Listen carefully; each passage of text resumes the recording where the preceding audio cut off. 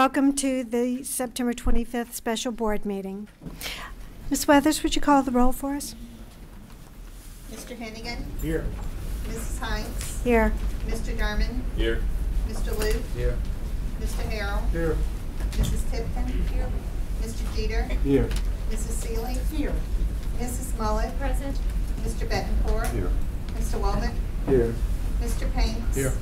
Mr. Lamar? Here. Mrs. Belisario? Here. Thank you. Would you please stand and join me in the invocation?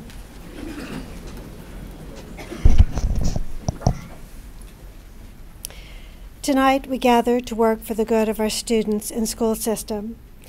Please be with us as we listen to one another and make decisions that reflect good judgment. Our hearts are still heavy from the loss of our board member, Ray Alfred. Please join me as we observe a moment of silence to honor Ray and ask for comfort for his family.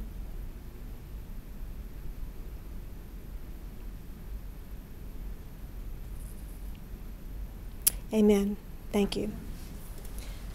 I pledge allegiance to the flag of the United States of America and to the republic for which it stands, one nation, under God, indivisible, with liberty and justice for all.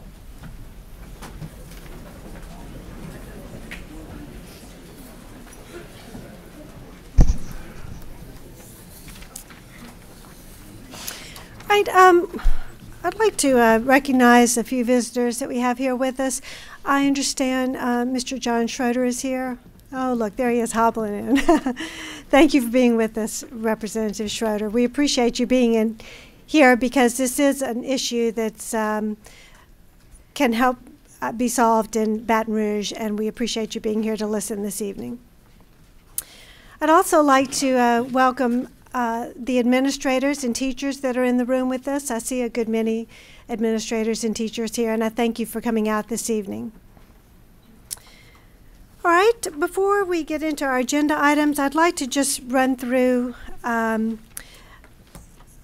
the set of rules set forth for each of us for our board meetings. Individuals who have signed up to speak will need to come forward when their name is called.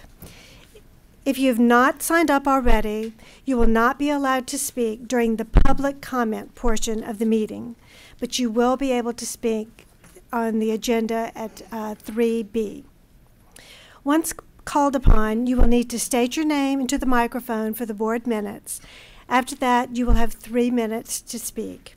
We will have a timer set that will go off when your time is up. Please be respectful of this timer and finish in the given allotted time.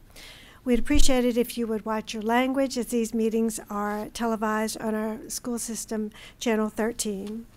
We obviously have a lot of people here tonight, and I know that everyone wants their voice heard.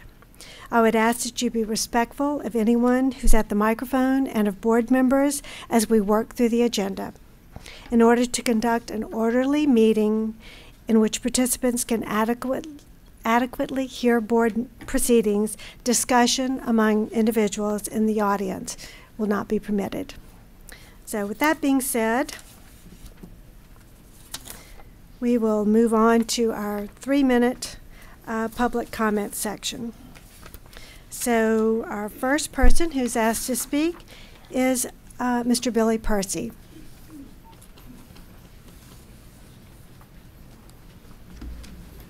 Thank you. My name is Billy Percy. I've been a high school principal for 33 years, and I love going to work at Slidell High School every day. Thank you for the opportunity to add something to this conversation. First, I would like to say that I feel certain that if we could run our school system without interference from the outside, it would be amazing what we could accomplish. But we all know that's not the way it works. Second, I believe that a big source of concern for most educators is high-stakes testing and the public release of results that can be unfairly interpreted and sometimes misleading. I love children and I admire teachers. I am saddened by the controversies existing in education today as a result of recent legislation. I've worked in the school system for a long time, and our leadership has always listened to stakeholders and found ways to successfully work with whatever has been handed down to us. We work with our teachers, adapt and adjust, and come up with reasonable solutions. We pride ourselves on improving what the state gives us to do. This kind of work requires time. Launching a school year requires everyone's attention. Our system has not had much time to address this challenge. We will need extensive professional development, and that takes planning and resources. I don't think that we can tell the State Department of Education or the Bessie Board that we're just not going to follow their policies. We face a problem that we did not create, but it is a problem that we must address. The algebra and geometry teachers at Slidell High School tell me that their students did well with the transition curriculum that we used last year, but that the current curriculum needs a little work. Success depends on the students learning specific material in earlier grades, but many students are not currently ready for the new curriculum. So we are making adjustments to address the needs of our students. I have a great deal of confidence in Mr. Foles and in Mrs. Araby and her team. We have supervisors who are math people. We have site administrators who were great math teachers. Bruce Bundy and Cheryl Yates come to mind. And we have some exceptional math teachers in this system who should be called upon to help. Math teachers who have children in elementary grades should also be a valuable resource. My recommendation to you is that we give our school community some time to address this problem. As always, we will put our students first and provide them with quality instruction. Thank you. Thank you, Mr. Percy. Arlena LeBlanc. Arlena LeBlanc. I'm going to announce the next person to speak before this one starts so that they'll realize that they'll have their turn. The next one will be Jenny Klein. Thank you for allowing me to say a few words to you tonight. My name is Arlena LeBlanc, and I am the principal of Mayfield Elementary. When I was an education major, I had to write my philosophy of education. I only remember a few words of this because it's been a little while. The words I remember are, I want to teach because I want to prepare children for the future. I still remember this part of my philosophy because it's true. And I have the great fortune to work where the rubber meets the road, where the teaching of children takes place. Just like all of the other educators here, I want to be a part. I want to do my part to prepare the students for the future. We know our part is only a small piece of the pie, but we are professionals and we know how to teach.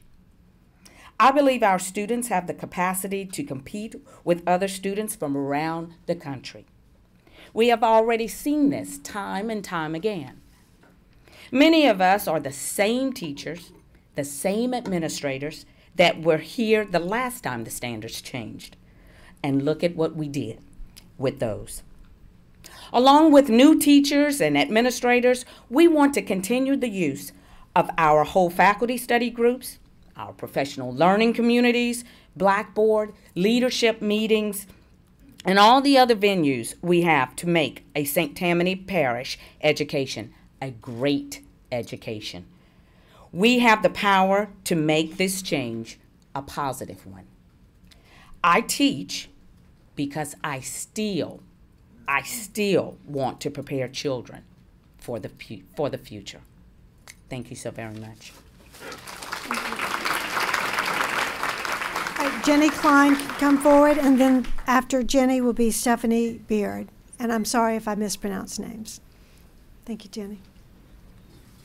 Hello, my name is Jenny Klein. A couple weeks ago I was here and Mr. Foles said, well, we need to go to Baton Rouge. Well, I have been in Baton Rouge and this is what I learned.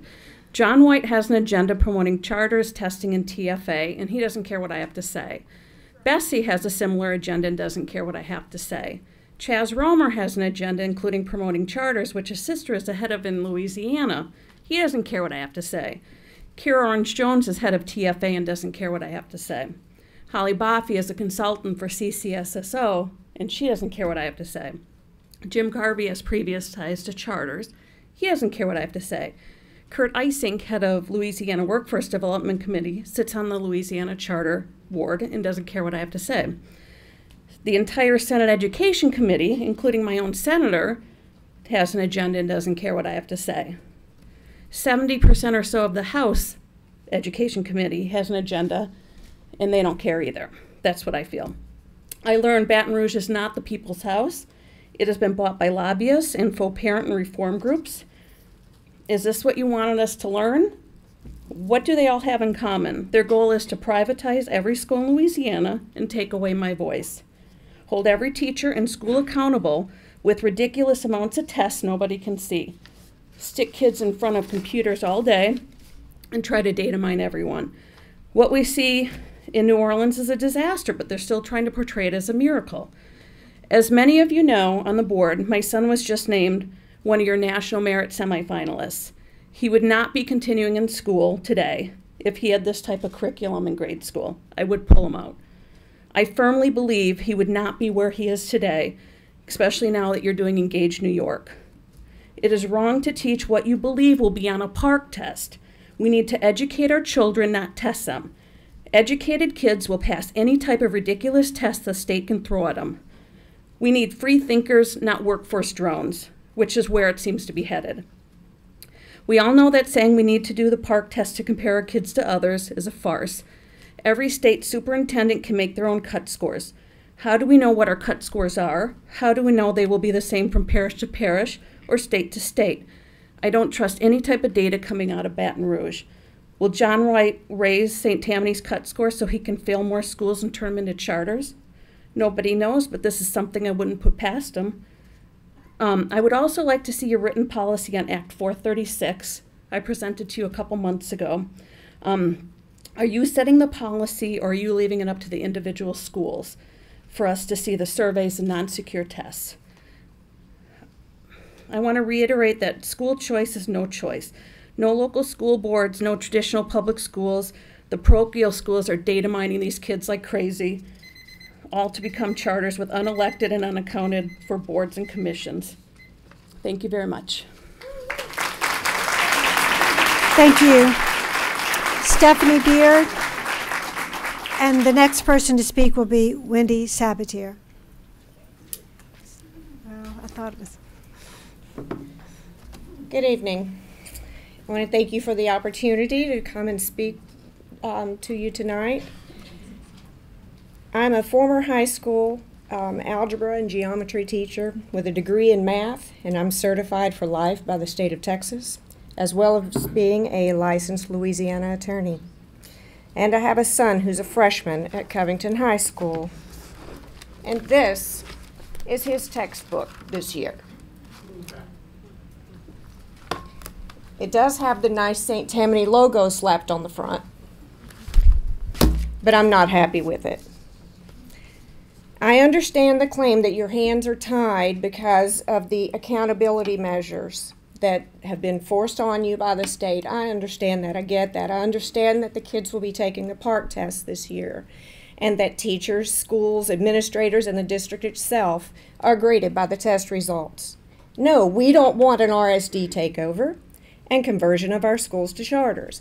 We don't want good teachers needlessly losing their certificates. We don't want our tax dollars going to private businesses in the form of vouchers and thus causing the further decline of our truly public neighborhood schools because of the lack of funding to continue to operate. But what this means is that, of course, we want our kids to do well on state-mandated testing if they're having to do it anyway. But haven't we had state-mandated testing for around 20 years now? Why is it suddenly so pervasive that all we do all day long and all year long is test prep? Assuming that the PARCC tests are truly aligned with the Common Core state standards, what is to stop our teachers from being allowed to actually teach content of high quality that aligns to the standards? Just like they've done for 20 years. We've had standards 20 years, and they've managed to align what they're teaching in the classroom to those standards. Why is suddenly this school board has decided to treat this differently? As test dates approach, why can't we just do some test prep like we've always done and been successful with in this parish? This is what we've done for years now to help the kids prepare for LEAP and iLEAP. This is what students have done for years to get ready for ACT, SAT, GED, GRE, MCAT, LSAT. You name it, there are test prep materials out there for it. We need you to respect our teachers and administrators as the professionals that they are, and let them use real classroom materials that are designed to teach our kids traditional, time-tested, and time-honored methodologies. For goodness sakes, there are even free textbooks online from the 1800s that you could download for free, right? And we'll teach our kids some real arithmetic, geometry, algebra, and even higher mathematics. Thank you.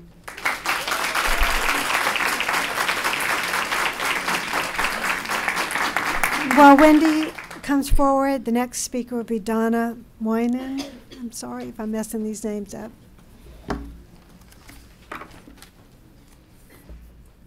Hi, my name is Wendy Sabache, and I really appreciate you all holding this special school board meeting to address some of these issues. I have 3 kids in the St. Tammany Parish school system, 2nd grade, 5th grade, 7th grade, and then I have 2 more on the way next year. Eureka Math is definitely a huge issue. It's not the only issue I have with Common Core, but for time's sake, I'll just talk about math tonight. As far as Eureka Math, parents, teachers, students, we have very little resources to help our kids. We have no books, no workbooks. Parents have been given links to websites to help our kids, and these are not the proper tools. They're very insufficient. The teachers cannot be blamed for this. We love our teachers. We love our schools. They're doing their very best to help with what they have been given. We even have schools that are now hosting parent math nights for the parents to come learn the new math. But, you know, I'm thinking, how much are they going to really be able to teach us in one night? And how many people are really going to go? I have been very vocal for my kids' sake, but also for other kids whose parents may not speak up for them. So how in the world will computer links help a child at home that may not have a computer, may not have internet access at home? How's that going to help that child? Many kids and parents are at their breaking point. As I said at the last school board meeting, what was that, 2 weeks ago? I have teachers and counselors that talk to me anonymously. They give me, you know, they talk to me about different concerns that they're having at school. And they're talking about kids that are pulling their hair in school, that are crying out of frustration from the confusing math and developmentally inappropriate content. Why can't we teach both ways? Why can't we teach old, new? Why can't we incorporate both? And I know what the answer is. It's because we have standardized testing. Other parishes, though, are using other curriculums. There's Encore, there's Envision Math, there's these things that we had suggested after the last school board meeting. And they have books, and they don't have the errors like this Eureka Math has. The errors are crazy. I'm seeing it in every grade that my kids are in. And it's making it more confusing for the kids and more confusing for the parents. St. Tammany Parish has always been a leader, and we need to fix this for our kids. As for a comment that Ms. Heinz made on the Channel 4 News this week, that this is a fight at the state level, yes, I agree. We need to have more parents approaching their legislators, and all this needs to continue in the next legislative session. But also, it needs to be addressed and handled at a local level with the school board.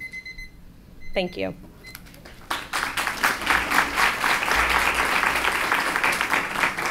Well, Donna comes forward. The next person would be Lee Barrios. Good evening. My name is Donna Moynihan, and I thank you for the opportunity to speak here tonight.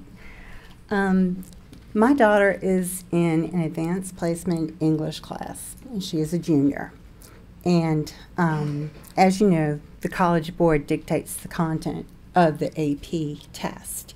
Therefore, she will be tested on the material of this prayer that I'm about to read. It is the War Prayer by Mark Twain. Lord our Father, our young patriots, idols of our hearts, go forth into battle. Be thou near them, with them in spirit. We also go forth from the sweet peace of our beloved firesides to smite the foe. O Lord our God, help us tear their soldiers to bloody shreds with our shells. Help us to cover their smiling fields with the pale forms of their patriot dead. Help us to drown the thunder of guns with the shrieks of their wounded, writhing in pain. Help us to lay waste their humble homes with the hurricane of fire.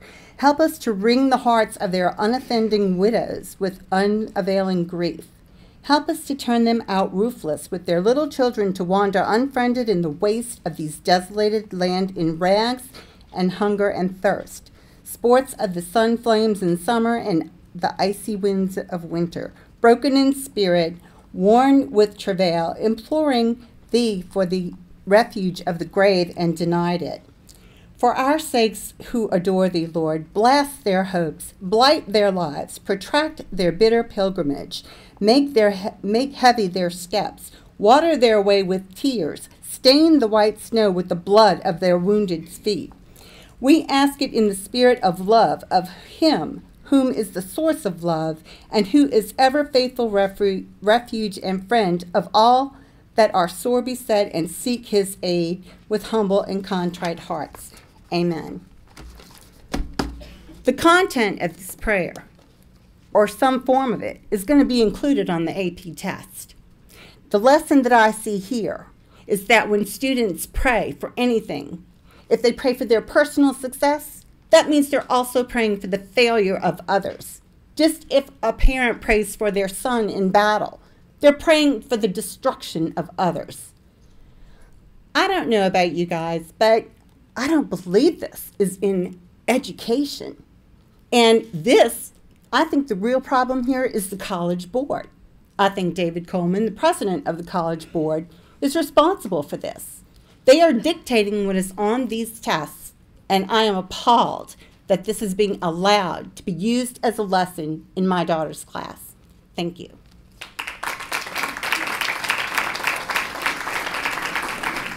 While Ms. Barrios is coming forward, the next speaker is Stacy Alexis.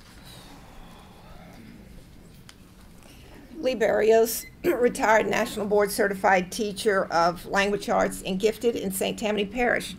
I know that parents are going to give you plenty of input regarding their concerns with the current curriculum, so I'm going to address how Common Core, the curriculum, and the specter of the PARCC test are affecting teachers and their teaching and students and their learning. Two important processes were eliminated in this district this last year in working to make the final transition to Common Core and the development of our own curriculum aligned with Common Core. The first problem was in not following what has been the practice for a very long time, and I believe was state policy, if not law, regarding the selection of textbook and resource materials. To briefly describe the previous process, every 7 or so years would be textbook adoption for one or more of the core subjects.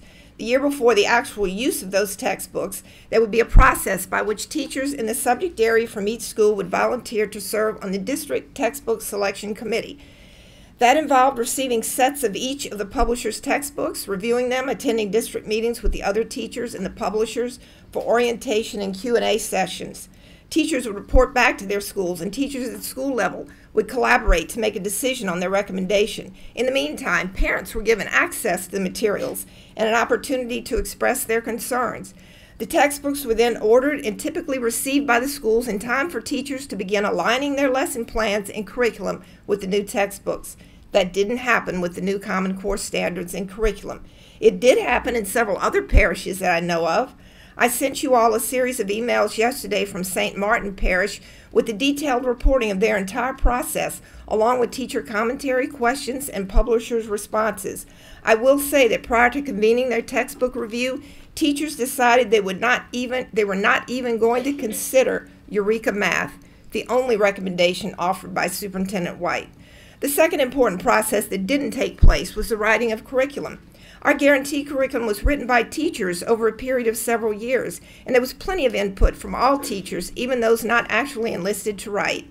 Instead, we find that teachers were told what they would teach, and in the case of Eureka Math, how they would teach it. The fact that Eureka Math came in the guise of the guaranteed curriculum made it even more difficult for teachers to negotiate.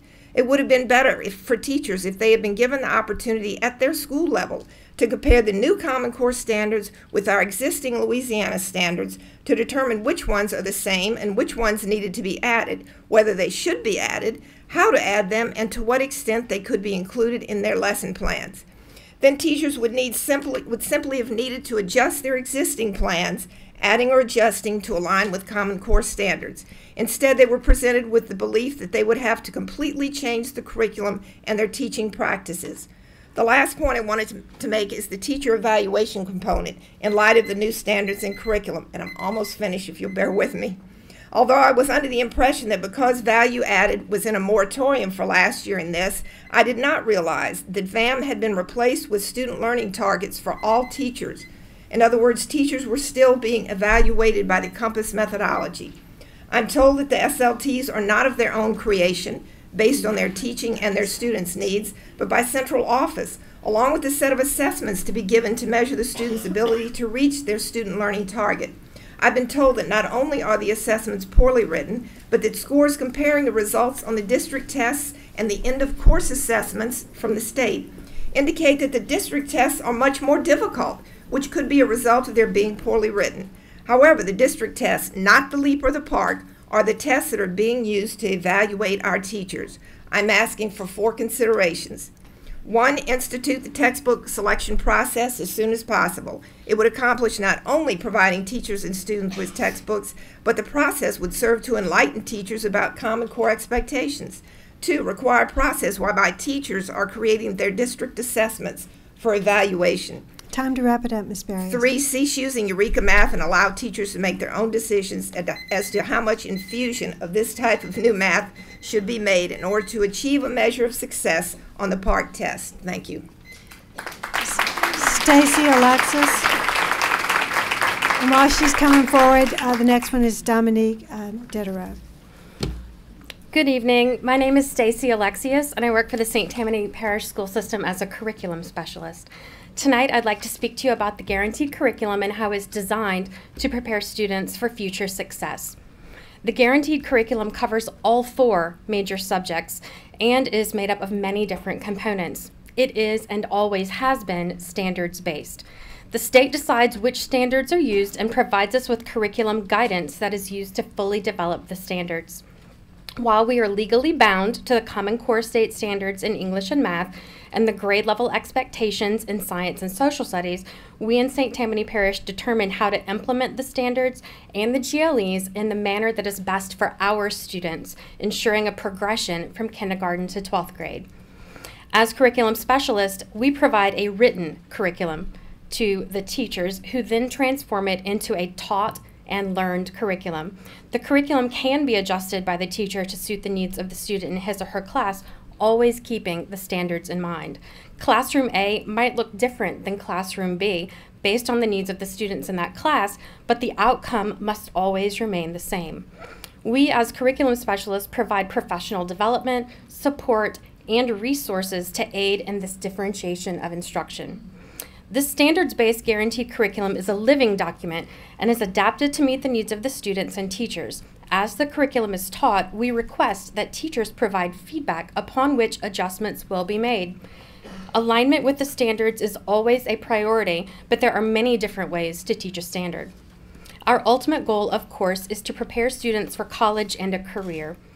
As such, we have to constantly look to the future and provide students the tools that they will need to adapt and grow in an ever-changing world.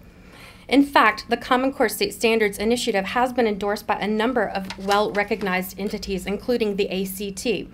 The ACT is taken by high school students as a college entrance exam. It's a part of the state of Louisiana's testing requirements, and it counts as 25% of our high school's school performance score. ACT writes on their website that they are, quote, pleased to be an active partner with the Common Core State Standards Initiative, end quote. They go on to state that their course standards and college readiness standards successfully align with the Common Core State Standards. Another endorsement of these standards comes from the College Board. The College Board is the provider of the SAT college entrance exam and the Advanced Placement, or AP, tests. The College Board states on their website that they have been, quote, a strong advocate for and played an active role in the development of the Common Core State Standards, end quote. Their website also provides a chart detailing the alignment between the Common Core State Standards and the College Board assessments that many of our students take. In closing, I want to thank you for your time and attention. As professional educators, we strive to provide everything that our students need to embrace St. Tammany's philosophy of learning that will last a lifetime.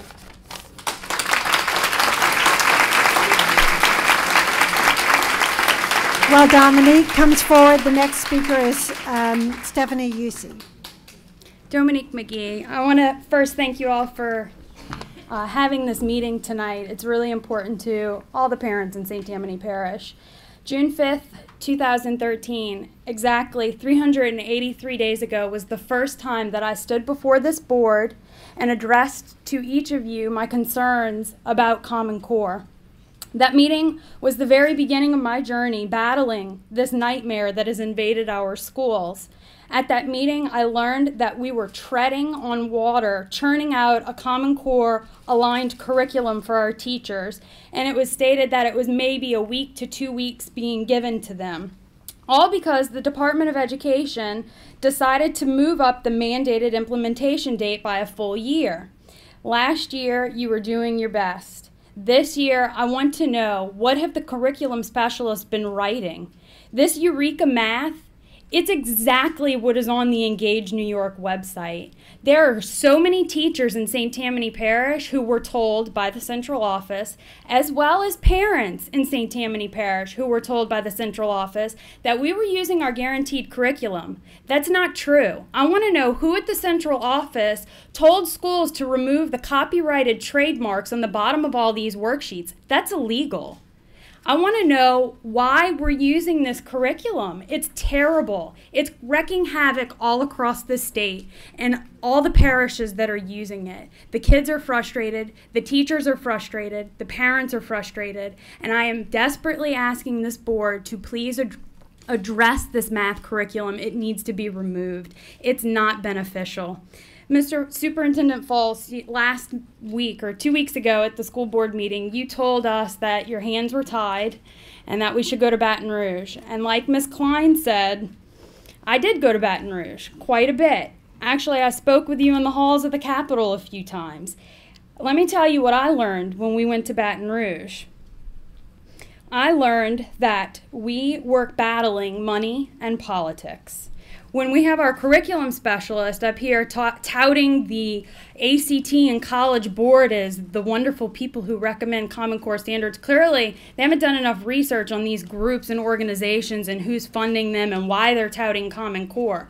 They stand to make billions of dollars off of this implementation, off the backs of all of our kids in this country.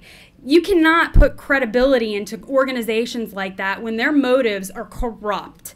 I learned in Baton Rouge that the House and Senate education committees have been bought and paid for by big business lobbying machines like Stand on Children. Our Bessie board is the exact same. The pathetic gang of 8, several with unbelievable conflicts of interest and campaigns funded by the very elitist who stand to make billions of dollars off of this initiative, are the ones who continue to uphold this charade, hoping that the citizens of Louisiana won't wake up to the unholy alliances that have been made at the expense of our children. I'm asking the board to please remove this curriculum from St. Tammany Parish. We can do much better. Our taxes are high. I moved to this parish to put my kids in this public school, and I will be darned if I allow them to be exposed to this garbage any longer.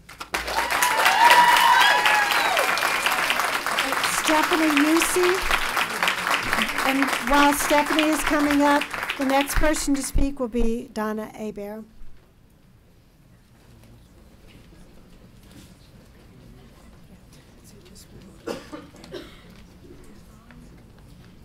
Hello, my name is Stephanie Usey.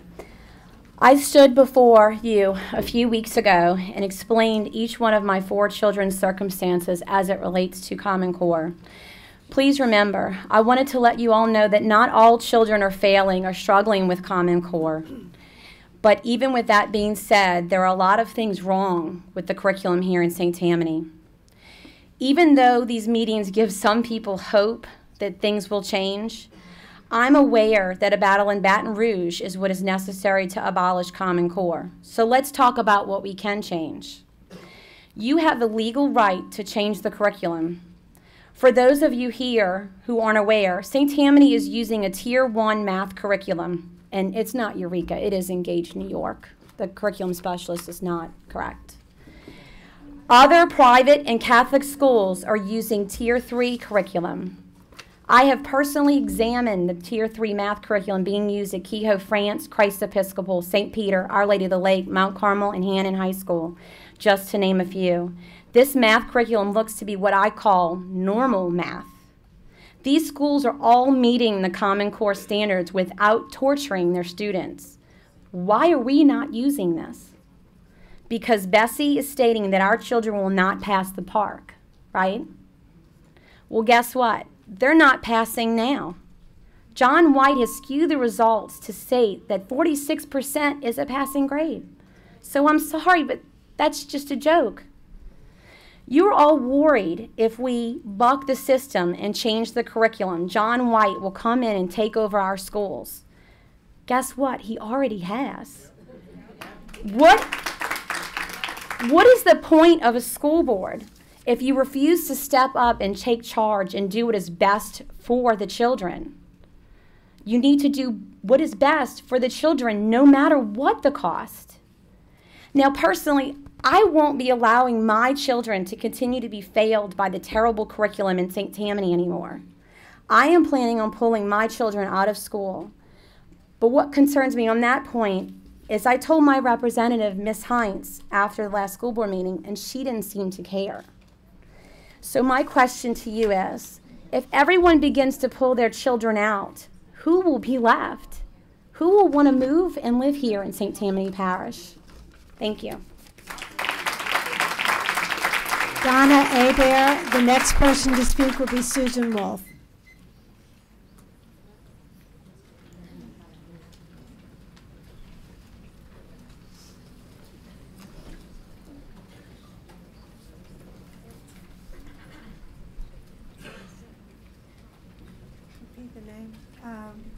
This is Donna Aber. And I'm going to give Jennifer Bruning my 3 minutes. That's fine. Jennifer Bruning. Well, she's next on the list, so can she have the full 6? She is not next on the list. The person. You want me to wait? No. We're not going to do 6 minutes. No, it's 3 minutes. Each individual gets 3 minutes to speak. Okay. So, Ms. Aber, You can just go ahead. I'll pass. Go. Do you want me to wait my turn? Ms. Wolf, do you mind if Ms. Bruning goes before you? I can wait. Okay. All right. You may proceed, Ms. I'm not trying to buck a system. I was.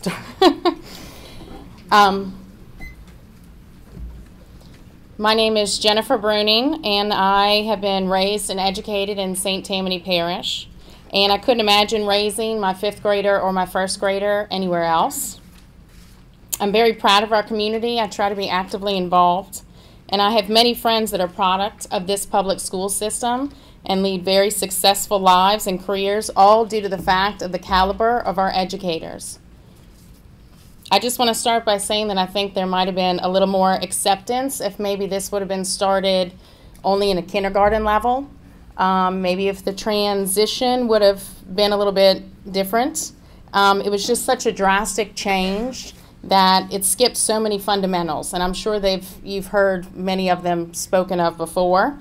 But the only thing I can do is compare my child's 4th grade year as to learning to drive an 18-wheeler without ever having learned the basics of driving a regular car or how to steer or brake.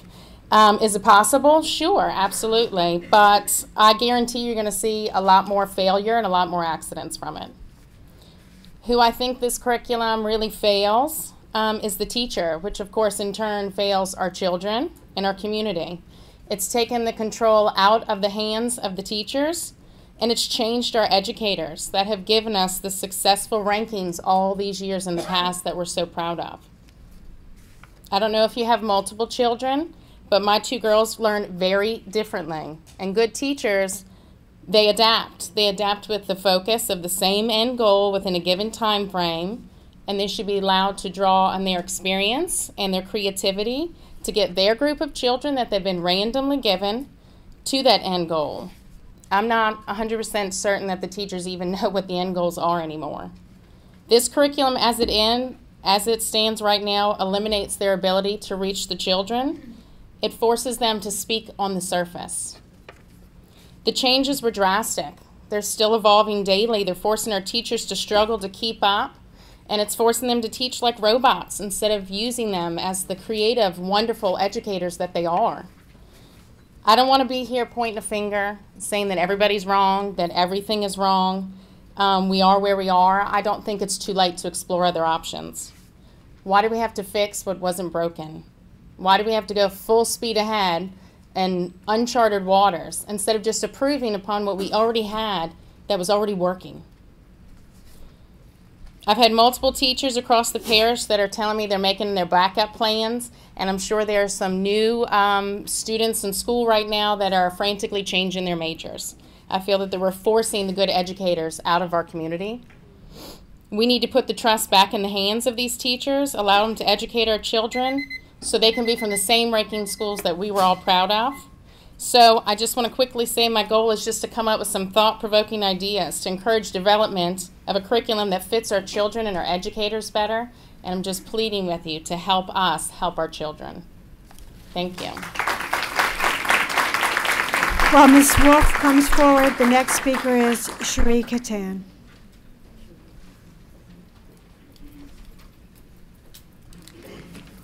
Hi, my name is Susan Wolf, and I am the principal at Covington Elementary. I have been an educator in St. Tammany Parish for the past 39 years, and 11 of those as the principal, as an administrator at Covington Elementary. I'm a mother, a grandmother, a teacher, and an administrator. And I do what I do and have done it for the past 39 years because I have a great passion to help my students every day get ready for life, to be happy, to be productive members of our community. Learning, we know, starts at home, always. But at the age of 4, children come to my school, and we start on the first day that they walk in with high expectations for them and high academic standards. I'm here tonight because I want to let you all know that we as educators, and I have some pretty passionate educators at my school, have been working as a team to address the challenges of the adjusted standards and the new curriculum. Challenges are not new to us. Several years ago, we faced a similar situation with state standards and GLEs. They were adjusted and a new curriculum was written. It had to be done then. Our curriculum no longer matched the standards and the rigor needed to be updated. Now, just as then, we as a community, all of us, have the opportunity and the responsibility of working together to raise the expectations and to prepare our children, and they are all our children, as they grow and develop into happy, productive, successful members of our society. When my teachers and I sit down, and we do often, together and meet to talk about the struggles that we're having, we brainstorm, we work together, and we do what is needed to meet the standards and to do what's best and to meet the needs of our children at Covington Elementary. We want our students to be the best that they can be today and tomorrow. I ask that you let us do that and that we all move together, that we move forward as a community for our children. Thank you.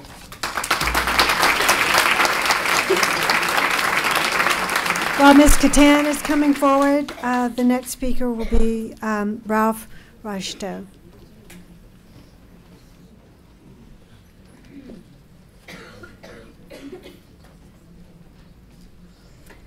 Hi, my name is Cherie Catan. I'm a mother of 3, and I presently have 2 children in the St. Tammany Parish public school system. Unfortunately, tomorrow will be their last day in the public school system. I had to sit down my 1st grader and 2nd grader today and tell them that tomorrow they have to tell their friends goodbye. They are no longer going to be victims of this awful curriculum. My husband and I feel we have no other choice but to pull them out and homeschool them before more damage can occur. My 2nd grader has regressed so much in only the 1st month of school, he struggles to complete single-digit addition problems, a skill he mastered in 1st grade. He cannot complete simple subtraction problems without the use of a number line. Many of the directions in Engage New York Math and word problems themselves read above a 2nd grade level to the point that not only can he not sound them out, but he cannot comprehend and follow them. Many problems are worded and arranged in such a way that it seems to be deliberately confusing, and the curriculum jumps around so much that it's hard to follow what they will work on next. Nothing flows or builds on another item, rather it operates more like an iPod on shuffle. All I'd like is an answer as to why. Why are we using such a flawed and damaging curriculum? Quite obviously, it is not for the benefit of any child, nevertheless, my children. Because not only are they not learning the fundamentals they will need to build upon later, they are failing and not grasping whatever this curriculum is supposed to be teaching them. We, as parents, will undo the damage that this year has done to my children, giving our children the tools they need for future growth and success because our school system has failed them miserably. It is time for everyone to stop using our innocent children as pawns in this twisted game of politics and power and start making changes to our curriculum instead of continuously passing the blame. Teachers and principals blame the administration. Administration blames the state, and there is no doubt in my mind the state will turn around and blame the local school boards and districts. 2 weeks ago, Ms. Heinz voted nay for this special meeting. She was the only school board member that voted nay. She is my representative. She stated to me that we need to give Mr. Folse and Ms. Araby time to do their jobs. Well, I've been waiting. I've been waiting since the 4th day of school. I've actually been waiting since last year when all this was introduced. But on the 4th day of school, I contacted Ms. Araby and Ms. Heinz, along with my teacher, principals, and expressed my concern with what came home that day. It was because it was the first day that the developmentally appropriate math worksheets came home. Guess what? I'm still waiting for a change in this curriculum, and time's up. I'm not waiting any longer. While Mr. Ralph comes forward, the next speaker will be Debbie Sachs. Good evening. Got a lot to say, so listen fast. All right. Common Core is currently implemented, directly violates a minimum of 3 federal laws. The first one is from the General Education Provision Act. No provision of any applicable program shall be construed to authorize any department, agency, officer, or employee of the United States to exercise any direction, supervision, or control over the curriculum.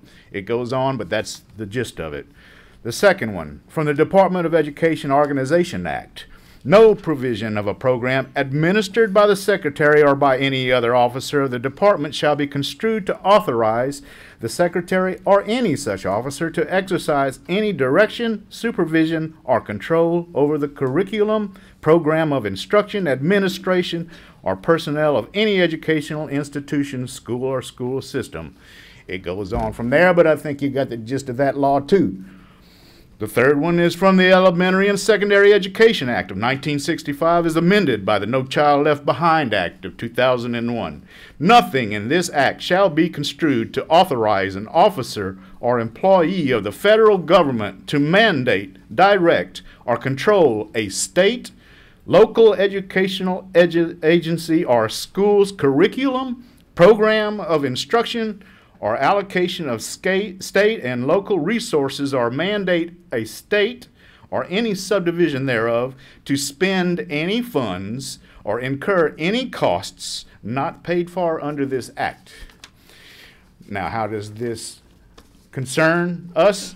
Well, the federally funded Partnership for Assessment of Readiness, PARC, a Common Core Assessment Consortium, issued a press release Friday, August the 22nd that confirmed the Common Core standards and their associated tests are intended to drive curriculum. That's where it is concerning these three laws. Common Core is against the federal law. It says it in black and white. It's not just a theory. It's not just words in the wind. It's law in this land that Common Core is illegal. You know, in the 40s, when they were trying the Nazis, they all had the defense. Oh, we're under orders. We had to do what we did. We were under orders. Y'all have y'all's orders from y'all superiors, but you have the responsibility to stand up and say no to them. You have the responsibility to say, no, this is against the law. You cannot make us do this. Y'all have done much in St. Tammany. I know your position on Common Core. It's wonderful. But if Common Core lives, freedom dies.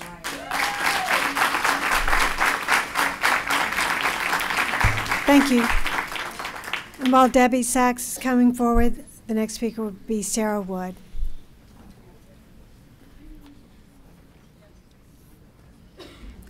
Good evening.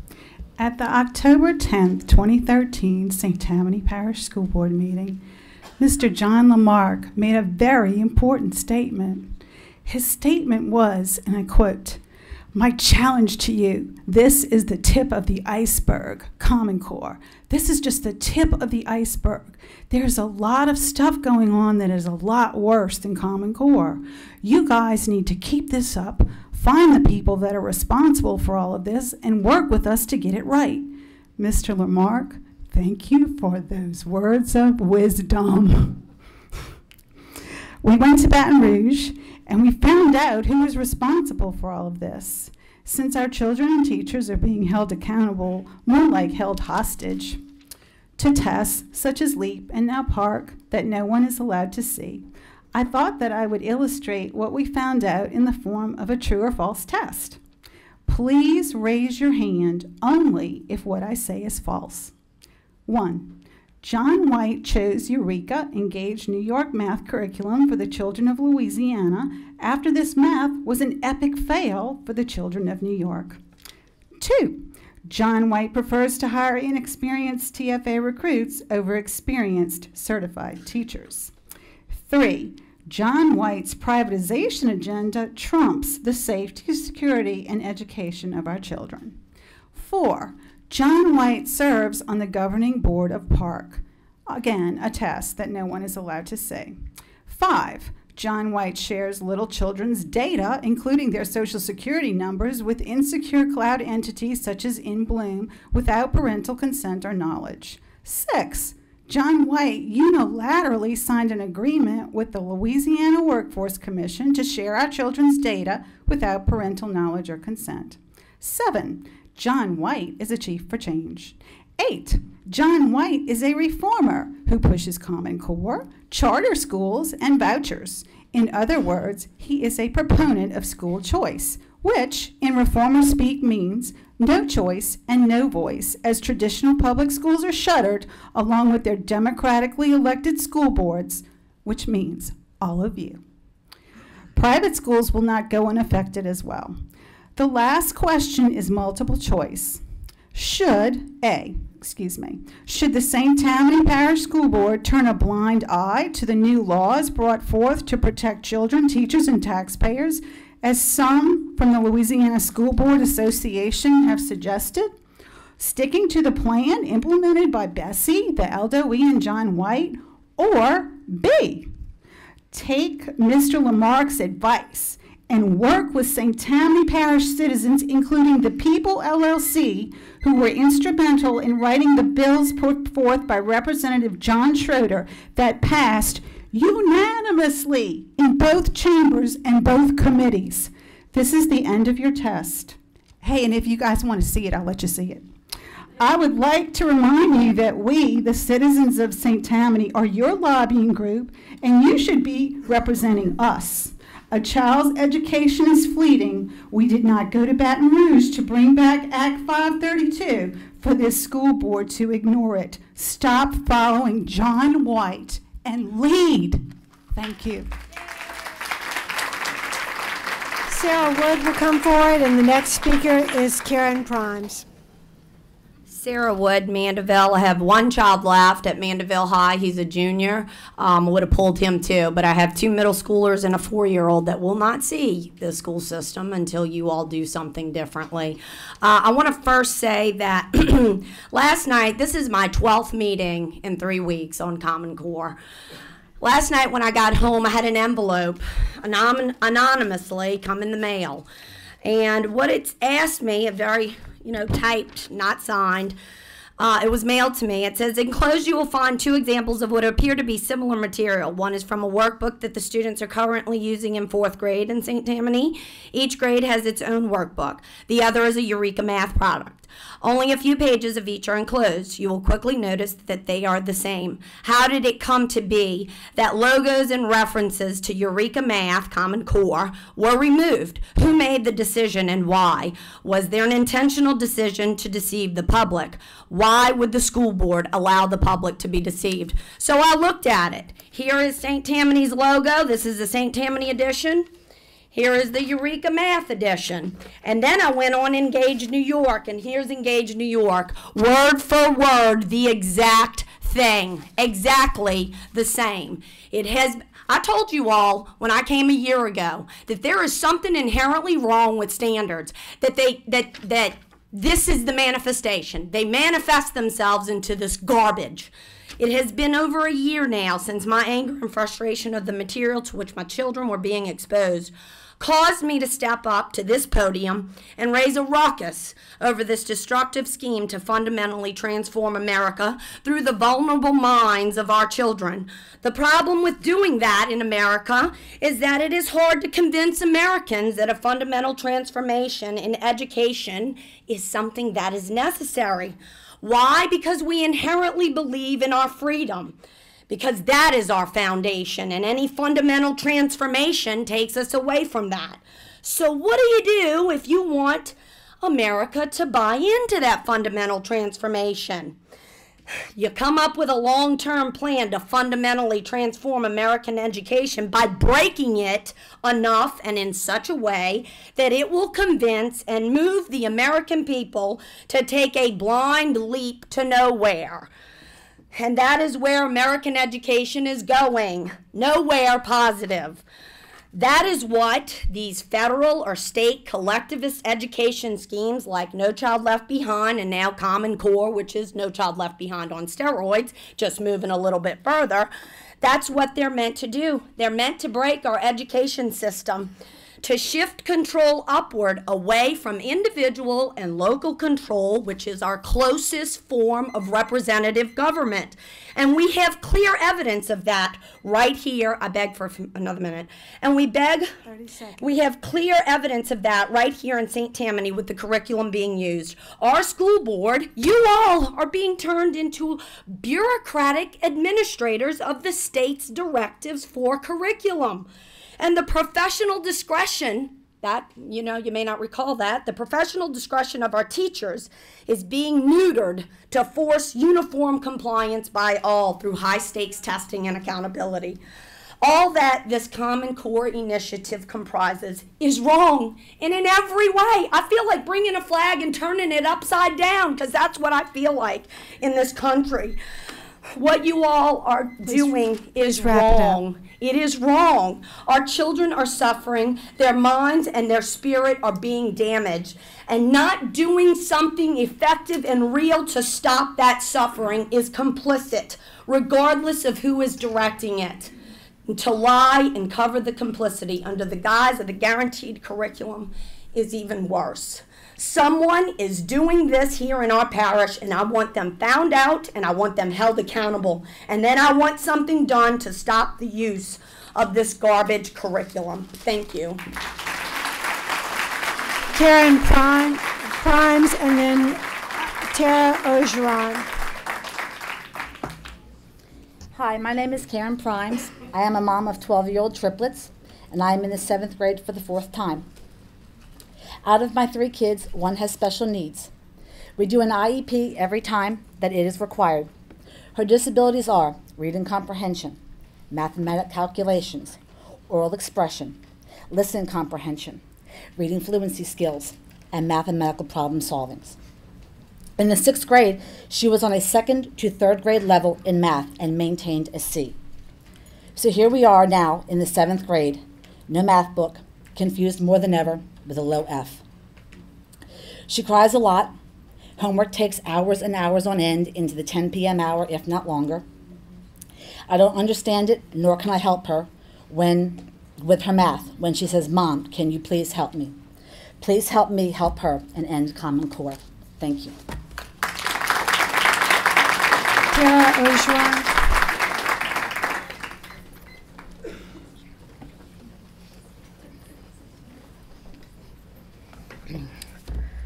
Tara Ogeron, thank you all for holding this special meeting tonight so we can discuss this a little bit longer.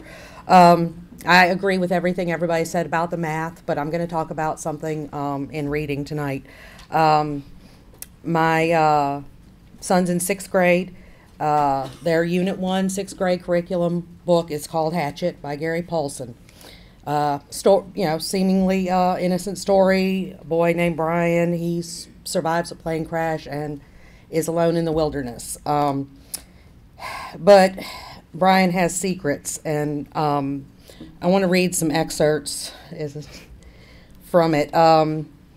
So page 6, secrets. No, not secrets so much as just the secret with a capital S. What he knew and had not told anybody. What he knew about his mother that had caused the divorce. What he knew, the secret, capital S. Page 23, his mother. She was sitting in a station wagon, a strange wagon. He saw her and she did not see him. Brian was going to wave or call out, but something stopped him. There was a man in the car. Short blonde hair, the man had, wearing some kind of white pullover tennis shirt. Brian saw this and more, saw the secret, capital S, and saw more later, but the memory came in pieces, scenes like this. Page 39, today she would be going to see him. Today was Thursdays, and she always went to see him on Thursdays. Wednesdays was the exercise class, and Thursdays she went to see him. Hot little jets of hate worked into his thoughts. Pushed once, moved back. If his mother hadn't begun to see him and forced the divorce, Brian wouldn't be here now. Page 43. In the mall, every detail. His mother sitting in the station wagon with the man. And she leaned across and kissed him. Kissed the man with the short blonde hair, and it was not a friendly peck, but a kiss. A kiss where she turned her head over at an angle and put her mouth against the blonde man who was not his father, and kissed mouth to mouth, and then brought her hand up to touch his cheek, his forehead, while they were kissing, and Brian saw that. Excuse me. I'm going to stop because I don't want to run out of time. I'm almost... Brian's mom was unfaithful in this story. This is something that 11-year-olds are reading right now. It's an underlying theme. It's not a mere mention. This is a mystery that the author has put in there to pique your curiosity and to wonder, what can this secret with a capital S be? I don't want my 11-year-old child to know that spouses can be unfaithful to each other. I'm almost finished. You tell us that you have to follow the law. Is it the law that my child has to read this book at 11 years old? No. There are two choices. Well, excuse me, I see it two ways. Either somebody didn't read this book before assigning it, or they read it and decided it was okay. Either way, that's not good. Please make better choices for our children. Higher standards for education is what we expect and what our children deserve. Thank you.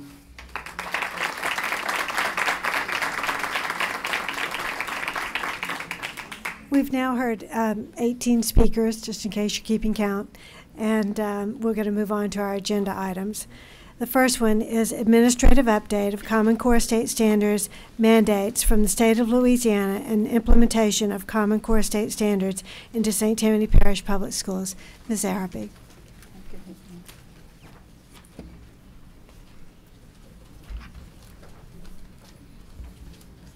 Do we need this?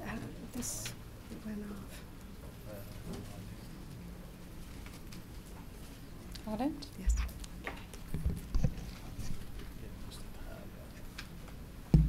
Okay, good evening. Yes, we are here to give you the update on our district's curriculum and how we will continue to move forward. First, I'd like to start with Act 532, the law. The State Department of Education, with the approval of the State Board of Elementary and Secondary Education, BESE, shall develop and establish statewide content standards for required subjects to be taught in the public elementary and secondary schools of this state. Bulletin 741 is the bulletin and policy that we follow. Each local education agency, the LEA, shall provide instruction aligned to BESE approved standards, and it shall have the autonomy and flexibility to develop, adopt, and utilize instructional materials that best support their students' achievement of the standards. LEAs may provide instruction that supplements or exceeds BESE approved standards. LEAs shall not be required to adopt or utilize any instructional materials not of their own choosing, including any that may be recommended, endorsed, or supported by any federal or state program or agency. The Louisiana content standards shall be subject to review and revision to maintain high expectations and rigor for teaching and learning, and such review of each content shall occur at least once every 7 years. And with that, the history many of us in this room remember, beginning with the content standards and benchmarks, which were developed in 1997 and 98. These were amended by adding grade level expectations to educators, better known as GLEs, in 2004. And in 2010, the Board of Elementary and Secondary Education, BESE, approved the Common Core State Standards, which replaced the English and Mathematics Standards, GLEs. It is important to note that the district is responsible to implement curricula that are consistent with what will be tested in state assessments so that students can be promoted and eventually graduate with a diploma. Teachers and administrators can be successful in their responsibilities, and as we know today, the evaluations. It is also to prevent the expansion of vouchers and charters, the potential of recovery school district takeover, and yes, loss of a lot of funding. There is an alignment. An alignment is the process of adjusting parts to the proper position. There are 4 parts that make up our instructional system. This cycle of alignment starts with standards. The standards are adopted and mandated by Bulletin 741. The standards to educators are what should the students know. The curriculum is how are they going to learn and get there. The instruction is in the classroom, in the schoolhouses, with the teachers who provide lessons that assist the students in meeting the standards. This is the implementation of the curriculum. And last in this alignment is assessment. And the assessment importance is it informs the teacher, did the student get it? It is much more than the annual standardized test. It's a teacher-made test. It's a district-made test. It's projects. More importantly, it can be the simple observation that that teacher makes each and every day. Did my students get it? When the new standards come about, there are typically 3 choices that you can make as a school district. And to remind you, I've been here since 1980. So I have been through the many differences that we could do to get the standards out to the teachers. There's the first one, which would be the easiest on any district office. Copy the standards on cardstock, different colors, and pass them out to the teachers. Say, go forth and do the best you can. That would mean that curriculum would be left up to the teachers. You find the resources, you make the assignments, you find the websites. It would be the hands of each and every teacher. The second option that we have would be to adopt and purchase a canned program.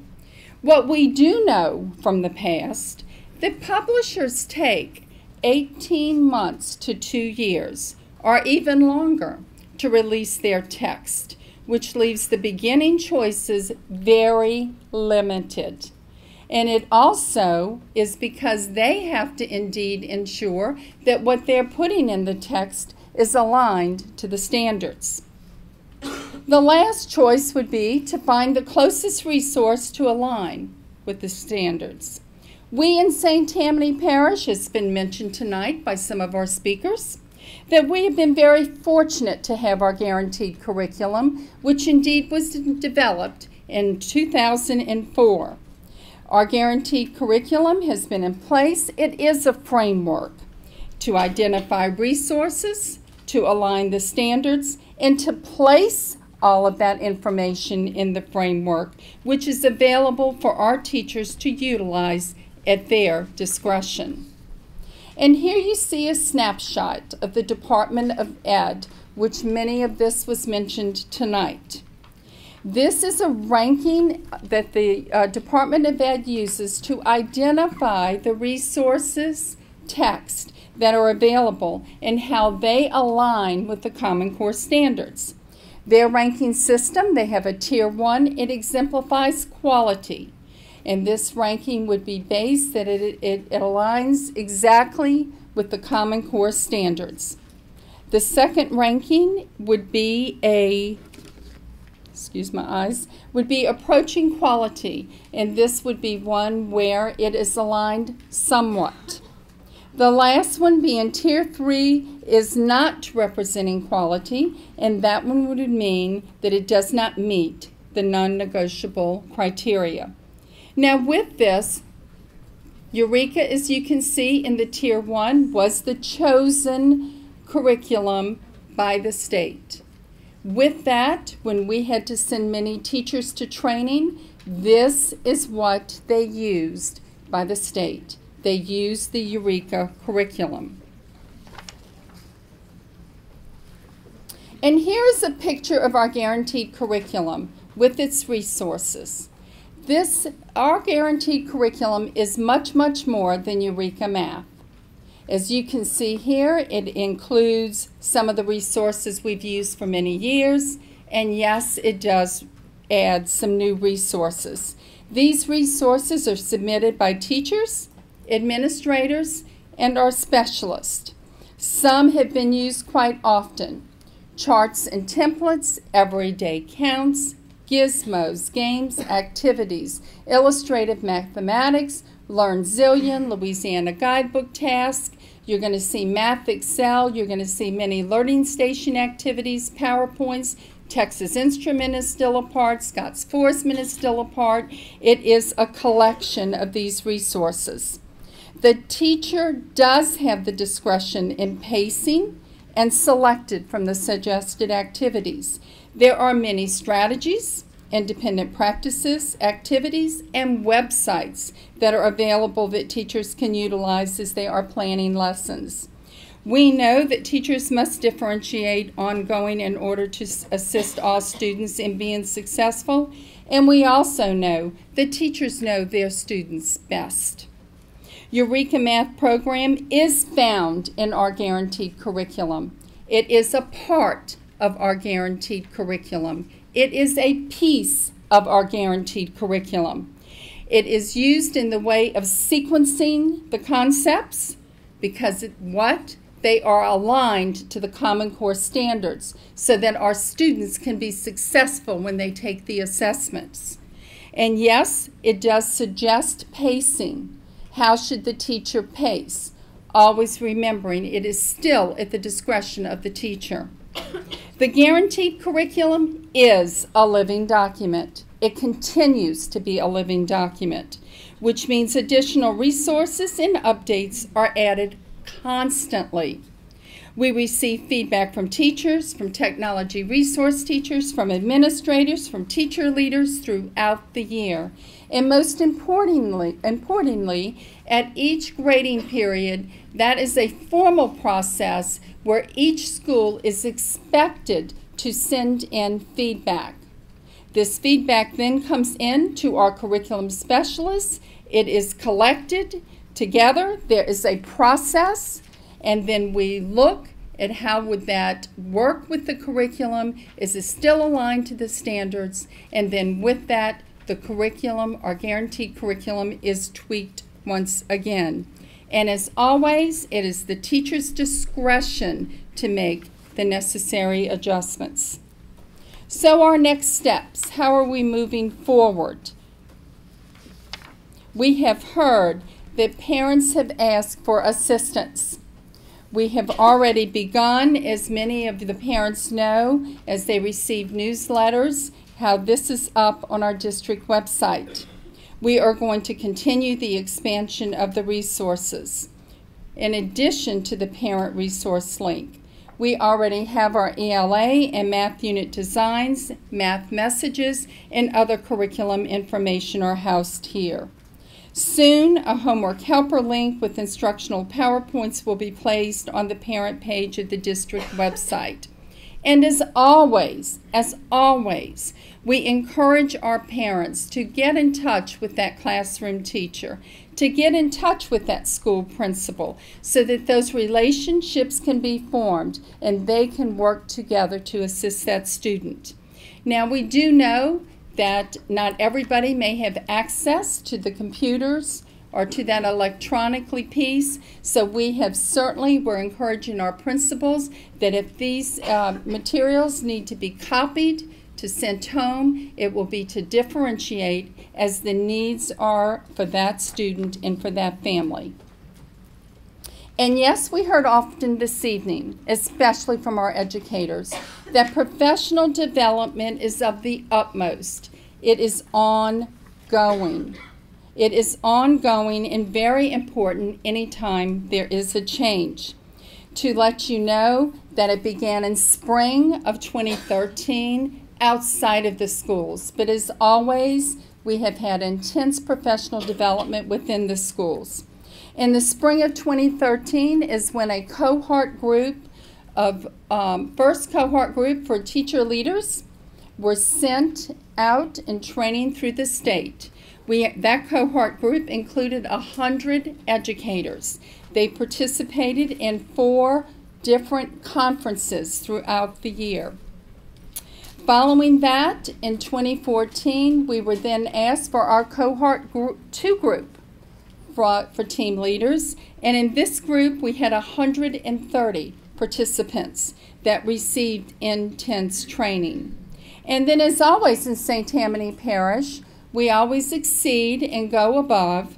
This past summer we had our Content Institute, which was presented by our master teachers, our teacher leaders, our RHTs, our TRTs, and yes, our great curriculum specialists.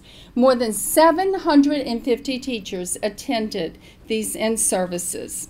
It's important to note that you can't add 100 and 130 and 750 and say, where are the other 2,000 people?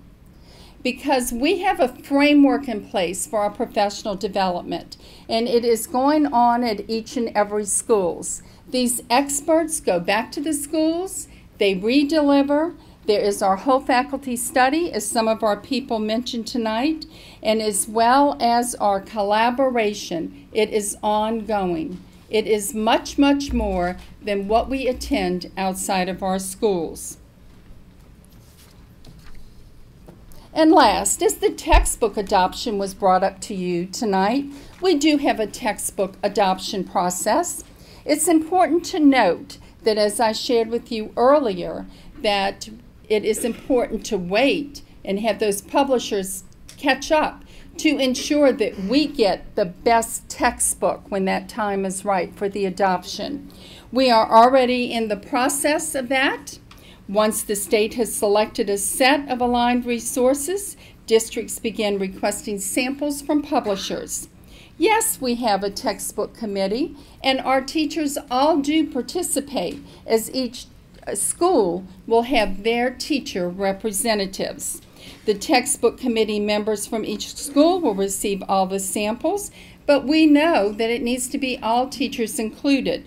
So these samples will be placed at each and every school so that all teachers and parents at those schools can have input into these resources. As always, we will have a public section set up on the east side, one on the west side, and as usual, an ad will be placed in the newspaper announcing to the public, including parents, for viewing opportunities. Teachers at each school will have the chance to provide input to the committee members. The public will have the opportunity to provide input, also the committee members in writing, and then the committee members will receive presentations from each publisher. An evaluation instrument in the form of a rubric will be used by those giving input, with the primary consideration being the alignment to the state adopted standards. The process ends with a vote by committee members. This concludes our curriculum updates for tonight and how we will continue to move forward. Change is hard. We know that with our dedicated parents, our strong instructional leaders, our administrators, our expert curriculum specialists, and our devoted teachers, many of them who are here tonight.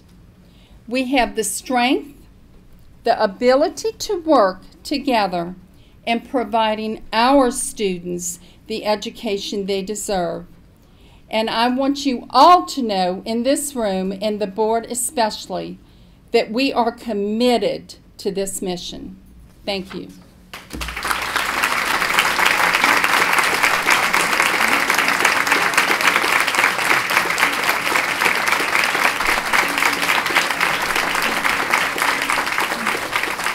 Thank you, Ms. Araby. Now, at this point, I'm going to ask board members if they have any questions regarding this PowerPoint, and then we'll open it up to some discussion from the audience members. Mr. Hennigan? I may get to some questions, but I think it's important just to kind of share my mental picture of where we are and how we got here and what some of the things I think we should do. I don't have the answers. I'll tell you this, I'm embarrassed to be where we are. I think we've failed to a great extent, and I'm sorry for that. You know, I think the threads that run through this whole thing, to me, there are three threads. There's unintended consequences, there's amateurism, and there's politics. And so let me take you through kind of, this is my vision of where we got here. So people worried about the education of this country, and we've had initiatives in the past. We had No Child Left Behind, which was started by Bush, that tried to fix things. They thought through that. It worked for the first couple of years, but unfortunately they didn't think about the consequences when they didn't reach the high standards that they set. So then that opened the door for some more change. We had an economic collapse in this country, and the government decided to shovel money out the door to politically connected groups, in my opinion. And I truly fear that that's where Common Core came from. And that was in 2009. And that evolved into the Common Core state standards. Our illustrious governor pushed, it sounds good, right? This is one of these unintended consequences. I want high standards. I want high standards, okay? But you got to do your homework and to get there. So he demanded that we go to high standards. He pushed for this Common Core because the governors had pushed for this. I think 20 or so governors tried to get the Common Core thing going. And the Bessie, before it was complete, pledged that we would go there. A month after it was the Common Core standards were released, Bessie said, "Yep, we're going to Common Core." I'll be blunt with you. I think the state superintendent and the head of the school board neither have teaching certificates, neither are certified superintendents, and I would put them in the amateur category. So anyway, they've picked this, and they've tried to push us in this direction. The politics were such that all the St. Tammany Parish representatives lined up and supported this mess. And so all this gets passed. They also did their best to emasculate school boards. They took away some of our power. Some of it we got back, but we're diminished in power from where we are today. And then, let's see, the government had more money to spend. They dished out $330 million to PARC and the Smarter Balanced Assessment Consortium, $330 million to put together some tests that none of us have seen. We have concerns about what's on the test. And then another confluence happened. To further push education, the state of Louisiana pushed the teacher assessment thing out all at the same time. So here's this rule being pushed by the legislature, laws, that we have to assess our teachers. If they don't show continuous improvement, they lose their tenure. Most lost their tenure anyway, but even a highly qualified teacher, if their test scores drop a couple years, they'll lose their tenure. So if I were a teacher, I would be frightened, concerned, and if you're told that your assessment's going to be based on your progress, and that will determine whether you keep your tenure and your job, I think most teachers are going to toe the line and try their best to teach this curriculum. I mean, I think that's what's going on. So, also part of this, the race to the top came out, and that was another political thing to push money to certain favored states. And a lot of money got dished out to states. Louisiana tried to get some, we didn't. New York got race to the top money. And a lot of money was, I don't know what the total was, but went to a small consulting firm, Common Core Inc., that had, I think, 10 people at the time. They basically got the contract to develop the Eureka Math or Engage New York Math that we hear about, and that was cobbled together in 18 months.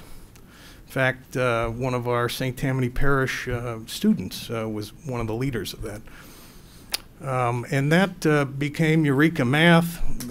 New York has struggled with it. In defense of Eureka Math, it was an attempt to provide a curriculum. They tried to do the right thing. They tried to put together a curriculum that would meet the Common Core standards. I think it was cobbled up too quickly. They didn't have a publisher. They did everything in Microsoft Word, and so those are the copies that you see handed out. A lot of people have been concerned about the copyright. I've been told directly by the Common Core Inc. that it's not copywritten. You're welcome to take it. So people have borrowed it, but that particular program was chosen by our Bessie board and rated #1 to be the top tier test program. So it's out there. St. Tammany picked it. We didn't, I bet, look at the other curriculums out there. I'd be surprised, Cheryl, if you did, you know, bless you. But I never heard of anybody looking at another curriculum. I think we just took that.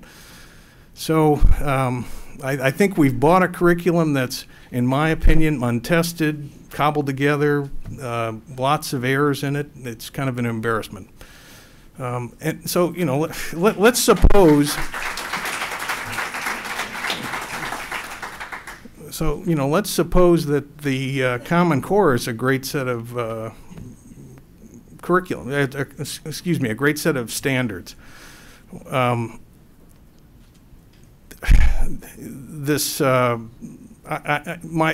me, I've seen enough that not convinced it's a great set of standards, to be honest. And it gets confusing. You know, you see some of the curriculum and you don't know if it's the curriculum or the standards. But let's just suppose that the curriculum is very good.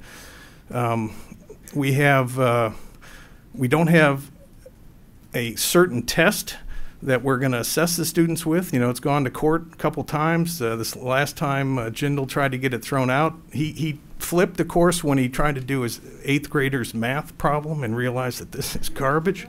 I'm not going to support it. So, you know, I think the teachers, and we're faced, I think we're going to use the PARCC test that's coming up. But I think there's still some uncertainty there. But it's clear that the test is going to be about the standards, so we better test and better prepare the kids for the standards. And then we find out tonight, which I didn't know, that John, our state superintendent's on the PARCC board. So I guess that kind of puts us in that direction. So from my other assessment about what's happened here locally, there wasn't really enough. We didn't get in front of this thing fast enough to develop a good transition plan. I think we tried last year. It sounds like last year went better than this year's going. Cheryl, you talked about the training hours. We had 100 teachers in 2013, 130, 214, 750 at some workshops. That's laudable. To me, if this is a fundamental change in curriculum, though, I would have wanted to see every teacher go to a lot of external training for this. You know, I don't think we did enough if it's a fundamental change in curriculum. Well, absolutely, and as we said with our cohort 1 group, that was 100 individuals. And then when they came back, we got together as a district, formalized it more, St. Tammanyized it, and then they went back and trained in their schools. So all of our teachers have had some training. It's going to become more and more as we go along. Absolutely, we will say with the shift in the math, that was the biggest learning curve. It's a different language. The sequencing is somewhat different, and as you said, the opportunity wasn't there for us to take a grade at a time for the implementation. You know, I'm not going to sit here and make excuses for that, because when they put it out full-fledged, we had to put it into the grades as it was, so that the students would be able to meet the assessments as they came about. However, I do believe that our professional development has increased. And so the point I'm trying to make is you've had some people go outside for the training, but then when they come back, the training is at the school. We have some of our schools that have had some of the teacher leaders from outside of our district come in and train as well. We're going to continue to work with that, with our framework for professional development. Okay, well, my observation has been it takes teachers a couple of years to get the curriculum down and be very good at it and have all sorts of nice material and know the pace to deliver it. But, you know, I can see the problem now. I mean, they don't know what's on the test, and they could get fired if they don't push the kids and have them do well on the test. So I can see why they're teaching the test, and I apologize, but that's where we are. So, where are we, huh? So the state law says you got to stay with Common Core standards. We're going to stay with the PARCC testing. We have to assess teachers, and we have to assess the kids. And so applaud all of you that came here tonight and spoke politely, and to us, I learned a lot. I think everyone up here on the board learned a lot. I didn't hear very many people that were, in fact, I heard none from the public that was saying this is going well. It was interesting. Well, I hear your concerns. We have John Schroeder here. I'd certainly offer him the floor to say what he would like to do here. But, this is what I will do. I will encourage the administration to continue to work on this curriculum and get it as good as we can. I think once we see what this PARCC assessment test is, we'll know what we can teach and what we can't. But this year, this is going to be a tough year. It is for the kids. And it's going to be, to me, it's going to be hard to get the kids caught up. So anyway, I told you I didn't have all the answers, but I'm committed to seeing that we improve the curriculum and clean up the items you brought up to us tonight. So thank you, Mr. Hennigan. Ms. Belisario. Thank you, Neil. That was very well put. I think that explains how a lot of us feel. Over the last 2 weeks, I've been looking for a silver bullet too.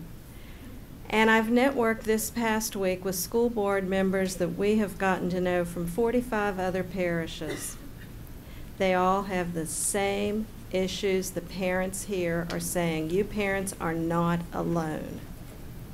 The only trouble is parents are sometimes afraid to speak up, and teachers are afraid to speak up. So for some reason, they come and they talk to us school board members, because we tell them we'll never use their name. But I wanted to tell you what some of the other parishes have been doing. Each parish is trying to accommodate to this new style of math instruction in different ways.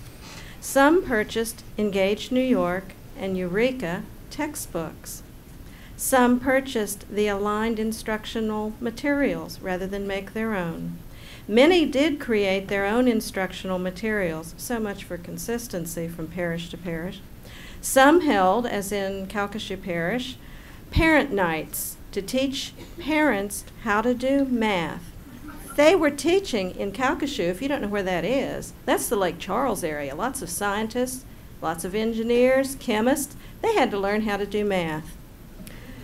Many did none of these things and continued to struggle to help their teachers, the parents, and the students deal with a very questionable, unproven approach to math instruction.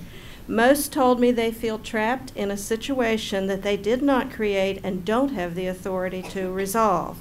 One told me late this afternoon from St. John Parish, "I'm afraid it's a throwaway year for math for all students." What a sad statement. But nobody will step up and talk about it. In learning how to do math a new untested way, is it best for the kids? That's always been St. Tammany's question. We do what's best for kids. Is it best for the teachers? Is it best for the parents? Is it better than the old math?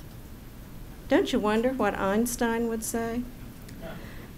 The old math served us very well, from medieval times to the industrial age to the technology age, even putting a man on the moon. When did that math go wrong? Never.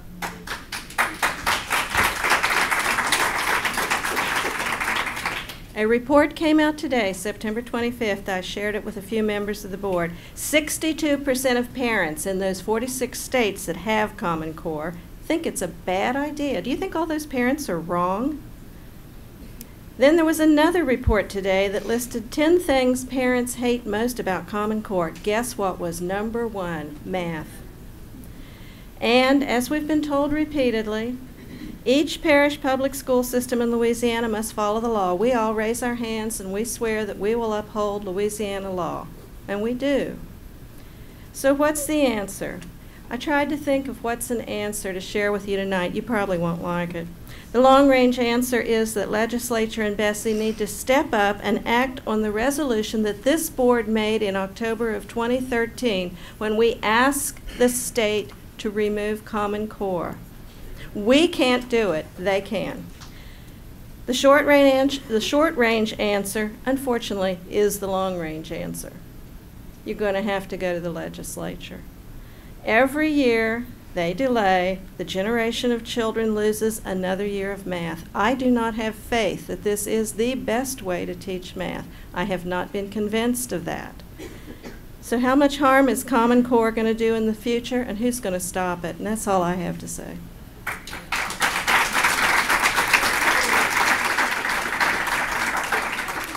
Mr. Womack.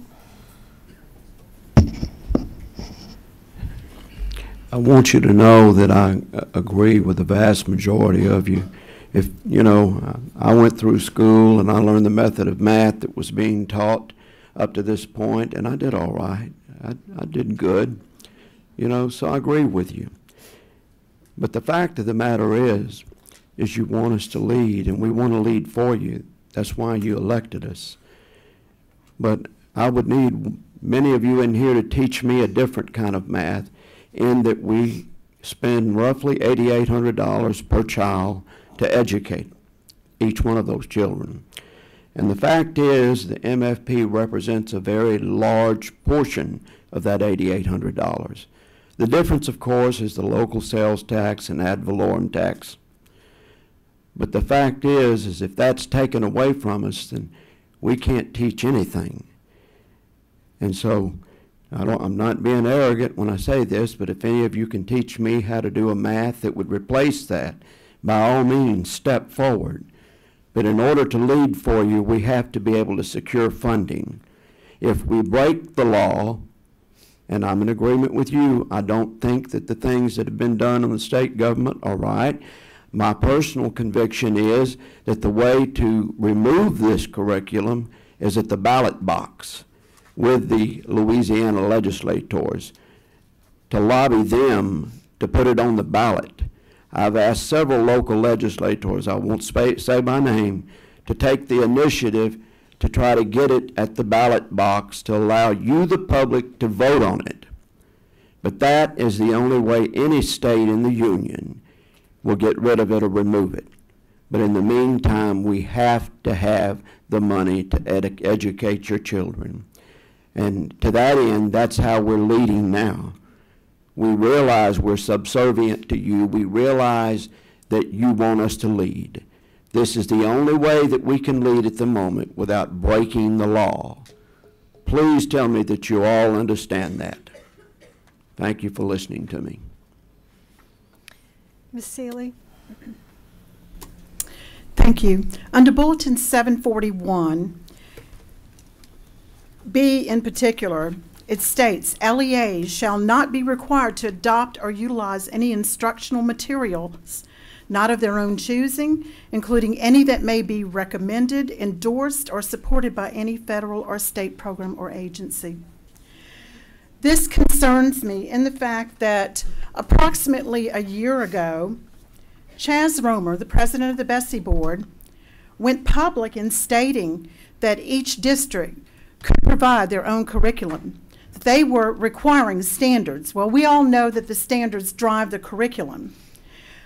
My question in that is what has happened in the sense that we are now having to more go toward the standards that are required with the Common Core curriculum, and we can't do our own, especially when the Bessie Board president stated that we could do our own 1 year ago. And on local radio, I heard him myself, I believe it was WRNO.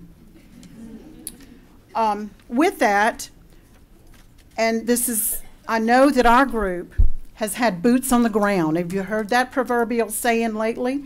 In the sense that we're doing our best to provide an adequate curriculum for the teachers to follow.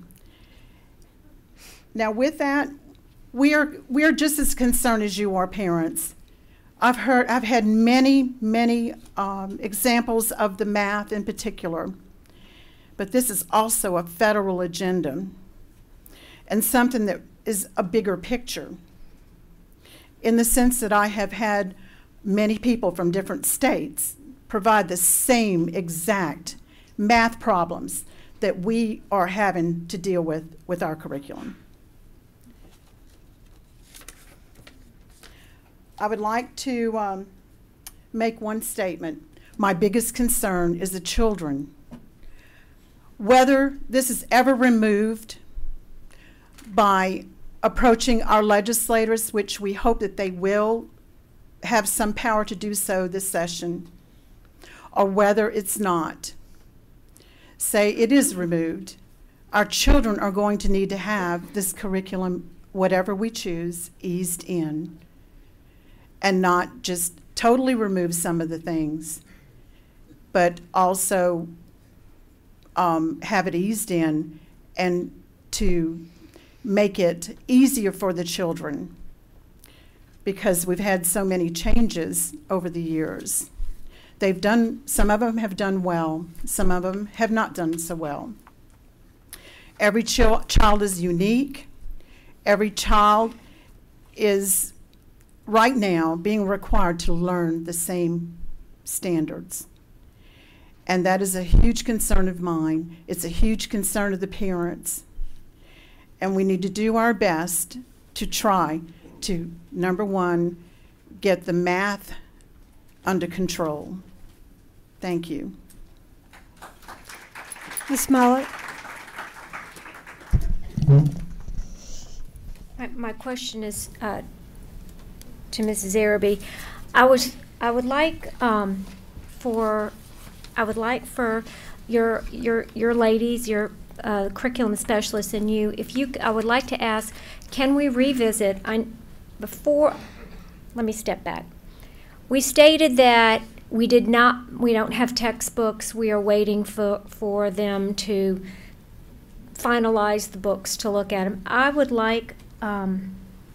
would suggest that before we purchase anything else from the Eureka Math, that we entertain all of the math tiers, 1, 2, and 3. And you maybe have already done that, but I would really want to revisit that and see if there is another curriculum out there, another program out there that we could possibly blend in with what we're doing. I really think that these children deserve for us to really look at this before we go any further. Let me say, first of all, we did not purchase Eureka Math. Okay. It is a part. You still have Scott's Forsman that's in our curriculum. You still have the Texas Instrument material in our curriculum. So all of that is within our curriculum. The main thing that we used from Eureka had to do with the sequencing of the concepts as well as the pacing and how they were rolled out within the school year, within the units. What you do see are the Black Line Masters, the BLMs. And the purpose for that is because they were available for us to use for independent practice, for guided practice, for reinforcement to assist the teachers. The books that many of the parents have brought to the podium saying that in a way we were deceiving them by taking Eureka Math off. As we go through the school year, you're going to see some of these books that are not going to be all of Eureka Black Line Masters. There'll be some that will be teacher-made masters and Scott's Forsman masters. The purpose for those teachers, or for us to have those books for the teachers to use for the students, was for them to have that resource to open up the school year to assist them because of all of the other changes that had come down. So that is where we are with the Eureka Math. It is much, much more in our curriculum. And as I stated, we're in the process of beginning the textbook adoption. That will be gathering all of the publishers' information and everything that is out there. And absolutely any of the materials in the other tier groups will be visited. I just think it's important for everyone to note that in any selection, it will have to go along with the rubric, or should go along with the rubric. Is it aligned to the standards? I can tell you from when the GLEs came about, and that when those textbooks first came out, there was a textbook I absolutely loved and I wanted as an administrator. But when you got to the rubric and you saw there were a number of GLEs that were not addressed in that particular textbook, the textbook of choice was the one that was more aligned with the GLEs. So we'll follow that same process. There'll be input. We'll set up the canvases at the Treen Center. You'll have all of your publishers bring everything out for us to be able to look at. And more importantly, the packets and all of the displays will be in the schools. So those school teachers, each school will have their representative, but it will also be there for teachers to have the input. So all teachers will have that availability, as well as the parents at the schools. So we're in the process of doing that. And to let you know, historically in St. Tammany Parish, the process begins now. January, it's more defined. We hope to have the vote by the end of February because of the size of our district, it would be ordering the textbooks in March. But more importantly to that is the professional development that will need to go along with that in any time you're bringing in a new resource or a new supplement. Well, like I said, I just, want to make sure that we look at all the material that is available to us. I do have one other question that I'm not sure who could answer this for me. I know that a few parents had made reference to the PARCC testing and the data that is sometimes collected with these online testing. Is it a true statement to say that students can take the PARCC test by paper and pencil? What we were told in my superintendent's advisory committee was 3rd and 4th would definitely be pencil and paper, and within 2 weeks from Superintendent White's office, we will be told what our options are for 5th through 8th. I can tell you as a school system, if we're given the option for 5th through 8th, we will choose pencil and paper because we believe that is the most secure way. Thank you. So we're pushing. We made a phone call actually today to Department of Ed to get that answer for tonight. Unfortunately, they wouldn't give it to us, but we're being told within the next 2 weeks for 5th through 8th, but we do know 3rd and 4th will be pencil and paper. And we will push hard for pencil and paper through the 8th grade. Thank you. That's all. Thank you. Mr. Betancourt? Thank you. We're as frustrated as you parents out there and administrators and teachers. I'm not going to give you a speech. Would somebody in the curriculum, the book that was brought up about the 11-year-old in 6th grade, that sounded a little inappropriate, just the excerpts I heard. Could somebody maybe look into that and see if in fact, if that's been deemed appropriate for that age group and all? Yes, we've been using this book in our district since around 1990. It is a book of choice for 6th grade. Yeah. We do have a process in place at each school when a parent has a concern of a book that is being used in the classroom, then they're to bring it to the attention of the teacher, and we have alternate novels in place for throughout all grade levels. Okay. And then that way it can be considered to use an alternate book. I'll tell you that this book actually at one point in time was used in 5th grade, and it was moved to 6th grade over the last probably 7 years. So it has been a book. We do at different points in time have parents who disagree. Always go to your school. The process is there, and we have alternate novels for those students. Okay, good. I hope that lady heard that. And I think I know what the secret is.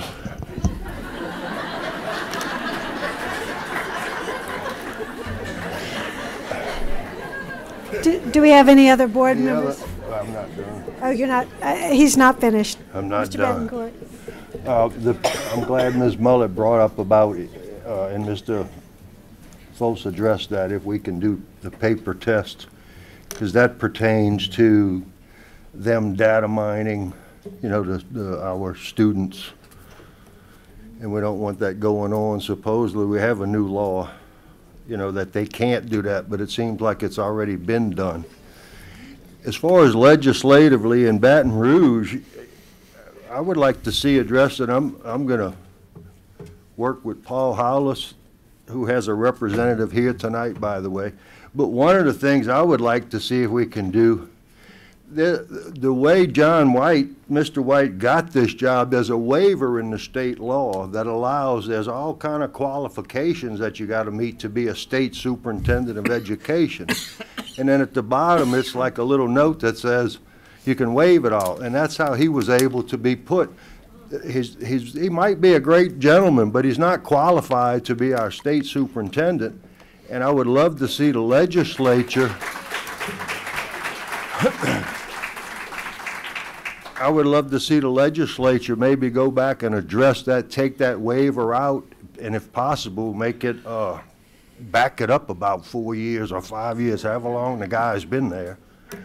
And then, you know, hopefully this new session next year, next spring, maybe we can get Common Core addressed again, and as more and more legislators learn about this and learn that it hasn't really been tested, and maybe that's not what the best thing for our children is going forward. It can be altered or done away with. You know, we just have to work with our, I think most of our legislators will have the best intentions of our students in mind, but it's all about educating. You know, if you don't know anything, you can't make the right decision. And if we have anything that'll help parents with this new math that we can send home with them, that I'm surely that will help in this interim period while we're battling this.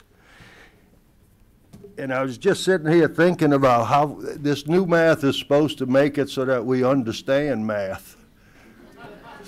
Look at all the things. I mean, we're all the way to Mars now without even understanding. So I guess if we look at the good side, we're going to really be able to do some great things when we finally understand math. So thank you all for being here. Mr. Lamarck. Well, Ron, as always, you're kind of a tough act to follow. To coin a phrase from an old guy who used to sit up there on that row, what's going to happen tomorrow? How is tomorrow going to be any different than today was? You've given us a couple of things here. One for the teachers who need the help. All of the in-service, that's the word I was trying to find. All the in-service, they certainly need that. And you have another component here to help the parents and the students. This is more than they had before, right? So tomorrow should be a new day.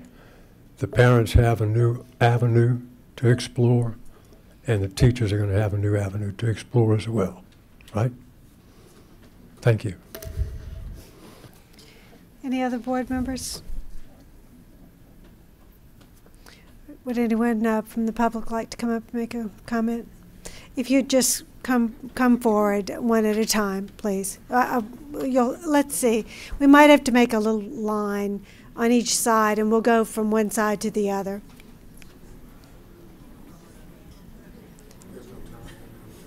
Yes, we will have a time limit, and you know what? I'm going to ask you all, because we're going on 2 hours now, and I would like to adjourn the meeting before 10 o'clock. I'm going to ask that if it's something that has been brought up already, you know, that you don't repeat things.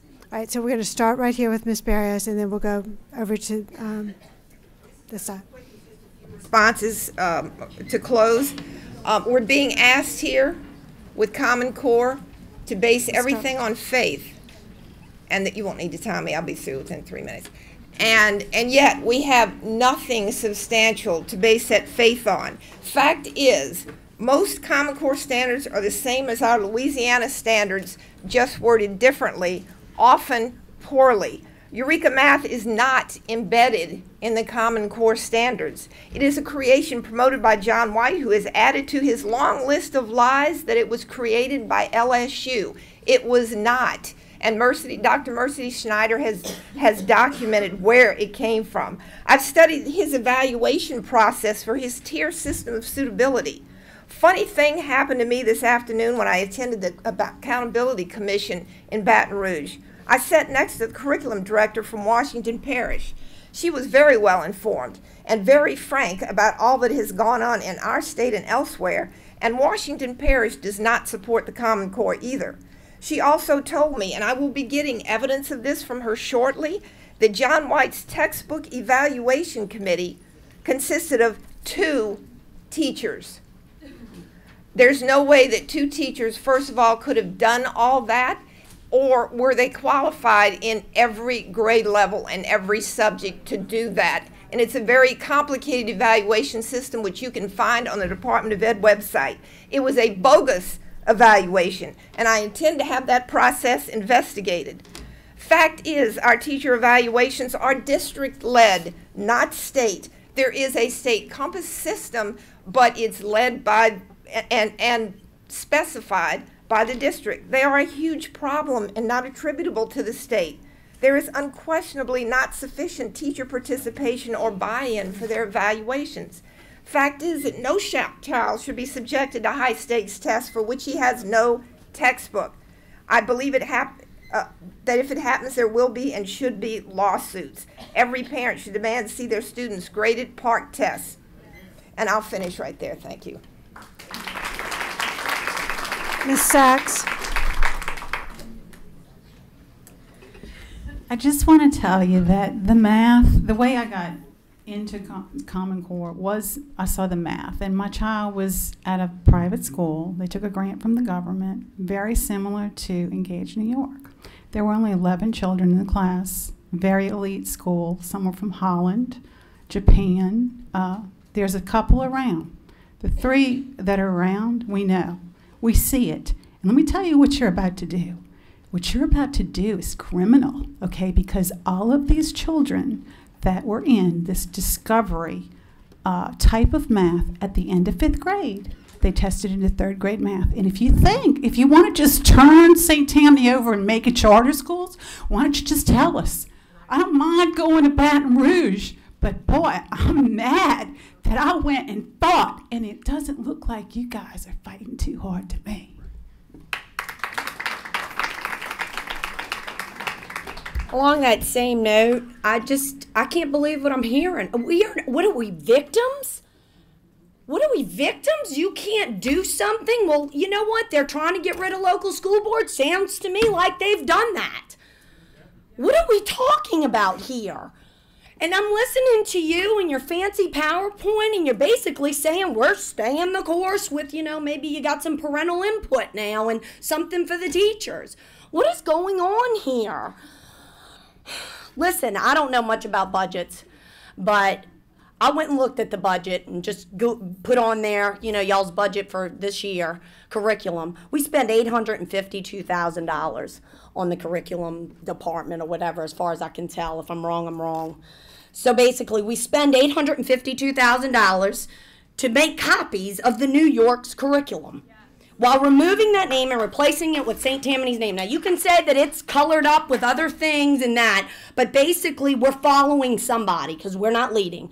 We may be filtering and rubber stamping what's appropriate, but that's what's going on here.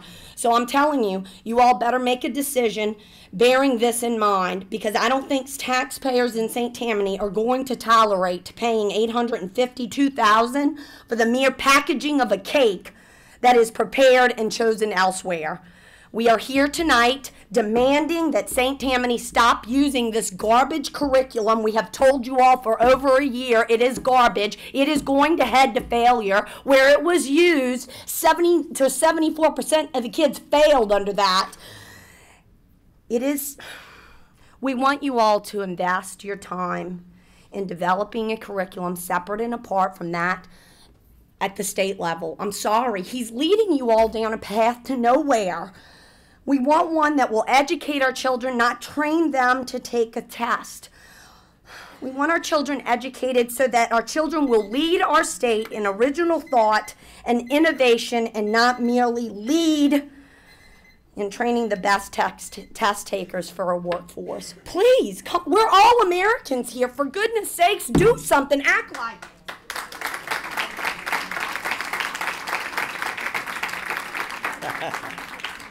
God, she's a tough act to follow. She's got more passion than me. Anyway, I just want to let you know, my name is Mark Trainer. I'm a certified school psychologist. I'm retired. I spent 30 years in the Jefferson Parish school system. I hear people complaining about the fact that they don't have textbooks. I want you guys to know that I've been reading the textbooks, okay? There are textbooks out there with the Common Core. One of them is called It's Perfectly Normal. This is the name of the book right here. You'll notice that the publishers covered this part of it because it's obscene, okay? I want you guys to take a few pictures. I took the liberty to cover some of these pictures. This is what they want to teach your fourth graders, okay? Take a look at this. It's called Intercourse. Okay, hold on. This is a book called It's Perfectly Normal. I'm a certified school psychologist. I'm not a pervert. There's nothing normal in this book. Okay, this is one on masturbation. Hold on. This is a book that your children are going to be carrying around with you. Mr. Trainer, this is not a book that's in St. Tammany. Okay, let me tell you what. You've been swallowing everything else. How are we expected to believe that you're not going to swallow this? Let me tell you something. I have a grandson in this parish in first grade. And whatever it takes, if this stuff continues, I'm going to take him out. Ms. Hebert. Hi, I'm Donna Hebert. I was here 2 weeks ago, and I gave each of you a handout. I hope you all enjoy that 15-page handout. And at the end of the meeting, I know some of you all were frustrated and said, yep, this is for a second grader. One of the comments made by the board member is about tomorrow's a new day. Tomorrow's not a new day.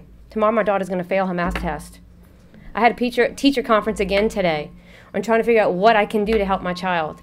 And the other thing I want to say is I'm tired of hearing Eureka Math.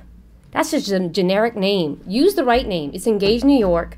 I will be glad to show you all on New York Engage New York's website, how to go to grade 2, unit 2, and find the exact word for word. All that's removed is Engage New York, the page number, and has benchmark on the top, grade 2, unit 2. I'm tired of hearing Engage New York. Eureka Math. I don't want to hear it anymore.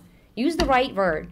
And I think we ought to go back to the old curriculum and forget all the textbook, looking at all that junk. Just forget it. I don't want to waste my tax dollars on it. Go back to it, and I can promise you, if the teachers are allowed to teach, those kids will still pass that PARCC test.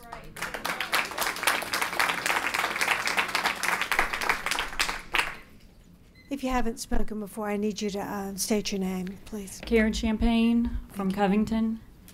I just wanted to point out that Act 532, you left out the act.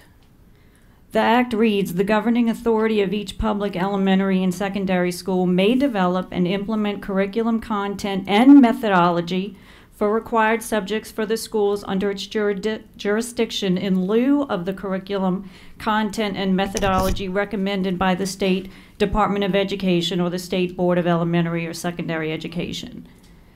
That's now law. So by law, you do have the authority to not use Eureka Math. Okay?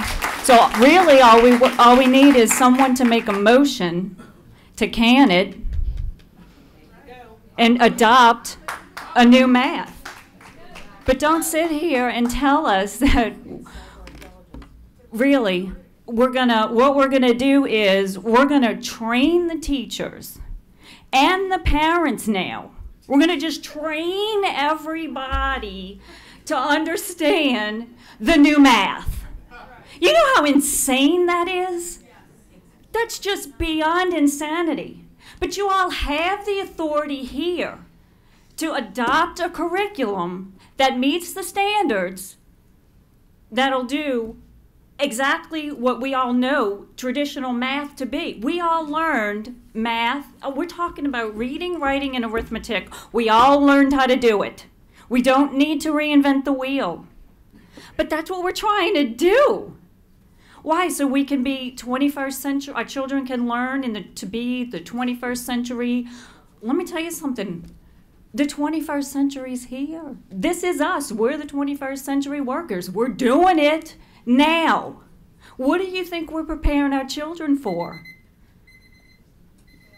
Do your jobs. You all were elected. You all now have the power, by law, to adopt a curriculum. Do it. Thank you.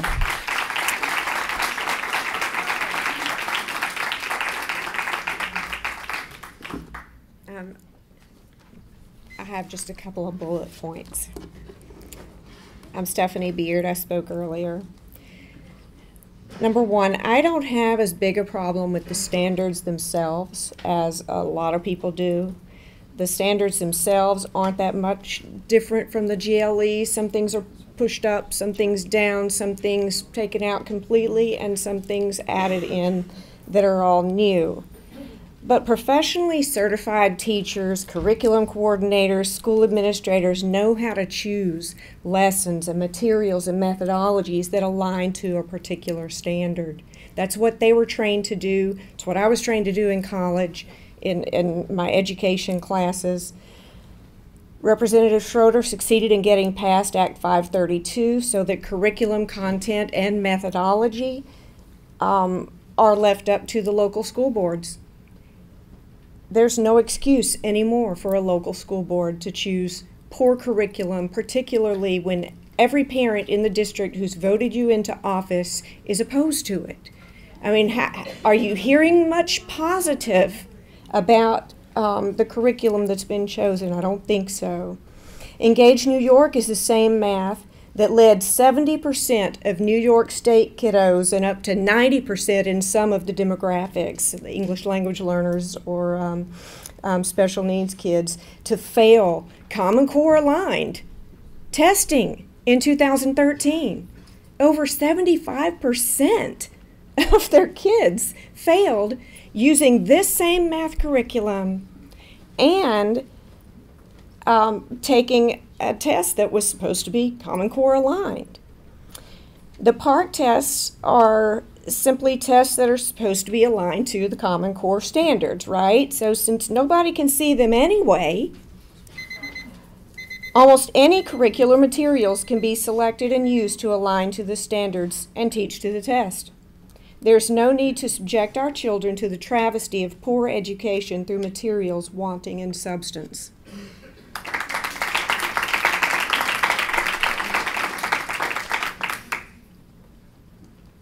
I'm Angela Ayla from the People LLC. And, you know, when we think about curriculum, a lot is said about alignment. So I aligned Mary Had a Little Lamb, and I had very little difficulty doing it. A lot is said about the testing. We have to use this curriculum. We have to use what's recommended by the state because, you know, our accountability system rests on this test, as John White so vehemently made the case in committee. Well, if you can find me anyone in the state of Louisiana who has seen or will see the test so that we can know exactly what it is our teachers are supposed to be testing to, then maybe you'd have a case. But since no one knows what's on the test, no one ever has known what's on the high stakes test, no one can know what they need to teach to. The bottom line is that the standards are the problem because they do drive curriculum, any set of standards. The People LLC is against standardizing our children with any set at any level of government.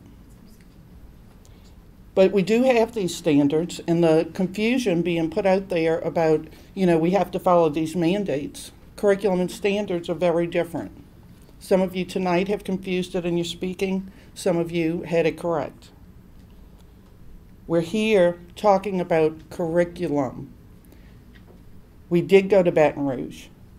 We came back with Act 532, and it sounds to me like your citizens expect you to use it.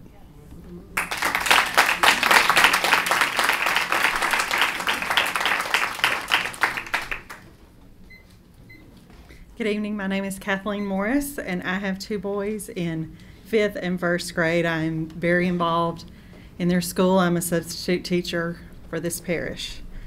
We've heard many examples tonight of how families' lives have been affected by Common Core. I just have two simple points to make. My 1st grader came home with homework that assigned him to read a nonfiction article on fruit. Tell me where I'm supposed to find an age-appropriate nonfiction article on fruit for him to then respond to. Shouldn't we still be trying to instill a love of reading in our 1st graders? Nowhere is he encouraged to read for 20 minutes a night for the book of his choice. Nowhere is that encouraged. And I think that's wrong. I think that 1st grade is the place to still be encouraging the love of learning. My 5th grader is constantly asked to explain his answers in division and multiplication. Am I wrong in thinking that one of the beauties of math is its simplicity? That 4 times 4 equals 16 just because it does? It doesn't need an existential reason to be that way? We're killing the enjoyment of math with complicated busy work. My point in sharing these examples is that if our children will benefit from doing things this new way, then show us the long-term view of how this helps them in algebra, calculus, trigonometry. We can get it if you will show us how it benefits them. But right now, we're forced to live with them because it sounds like nothing's going to change. But please give us the courtesy of showing us why we're going through this torture to make things better. Thank you.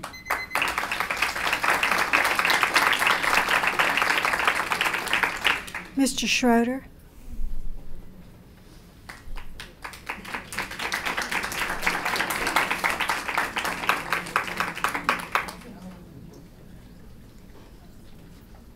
You really don't have to clap. I mean, I really work for these guys, and just like you do. I'm John Schroeder. I'm state representative from Covington. I just want to start by saying this first. I want to thank Trey publicly. You know, we haven't always agreed. I don't think anybody always agrees on everything, but the superintendent really did a great job working with us this past session, opened his staff up to us to work and really work through some very difficult, tough issues. So I wanted to thank you, Trey, publicly.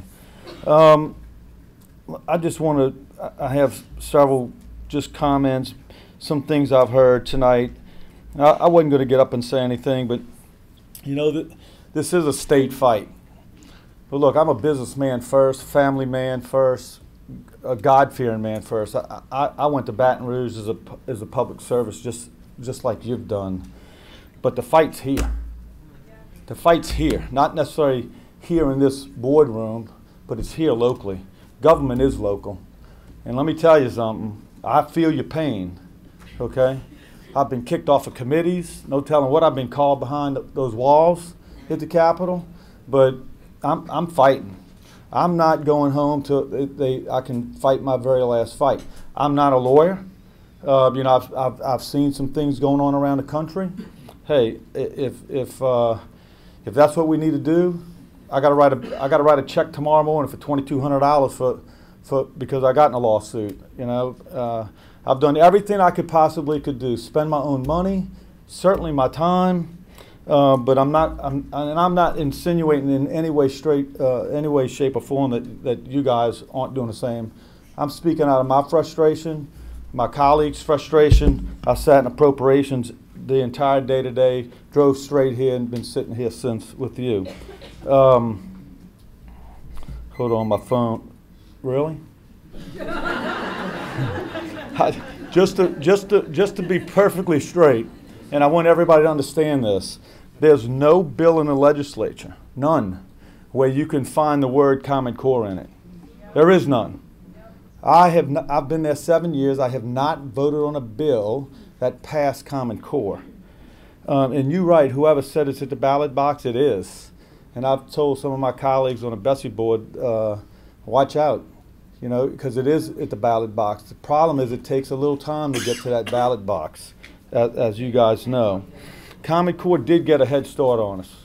And I think, but I mean, this train was on the track and rolling before a lot of us understood what was happening. Look, if it wasn't for these parents, a lot of these parents sitting here tonight, I wouldn't be standing here. It was these parents pounding on me, and that one night I finally said, "Uncle, I get it."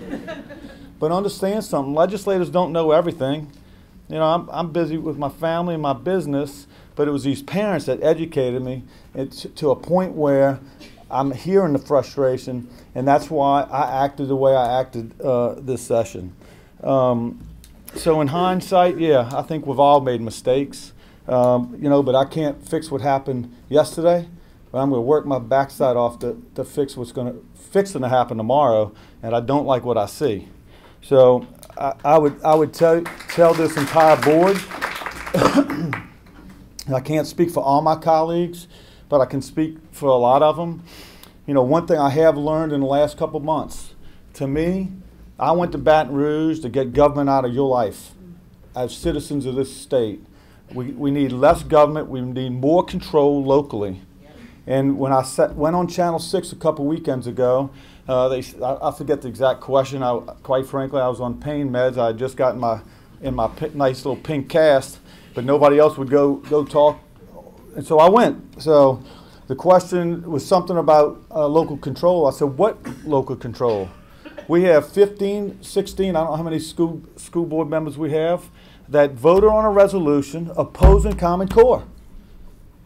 Our parish council passed a resolution not supporting Common Core. Our chamber might have been the only chamber in the whole state of Louisiana that was neutral on it. But we're implementing Common Core. What part of local control is that? So I'm telling you, we hear it. I don't have all the answers, guys, and I know y'all don't either, but I'm willing to work 24/7 to do it. So I appreciate the effort. I really appreciate you giving the parents an opportunity to come tonight. I know it's not easy. I know you all got things to do. We all do. But, hey, together, I think together we can beat Baton Rouge. We just need some smart people to tell us how we're going to do it. I'm a foot soldier. I know a lot of you are, but we've got to keep looking under the stones. I think we could find some legal way to fight this. So thanks for what you do, and I thank all the parents.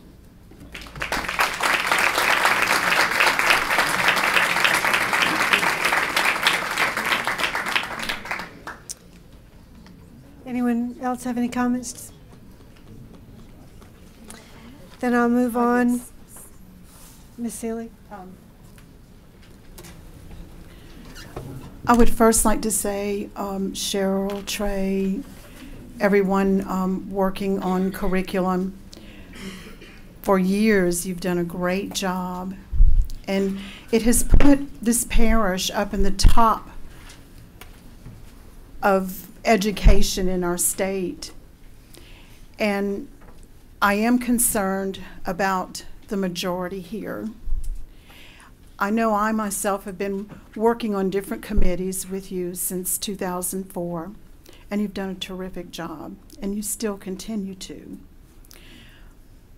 I'm at this time going to move that we remove Common Core from our system.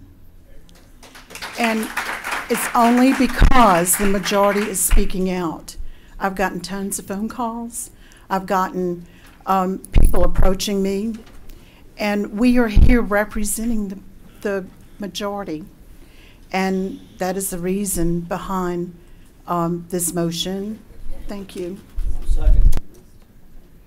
We have a motion and a second. We have comments from board members. Ms. Belisario. This has been called a very complicated subject, and I think that's an understatement. Common Core was brought to this state by the signatures of 3 people: the president of Bessie, the governor, and the state superintendent.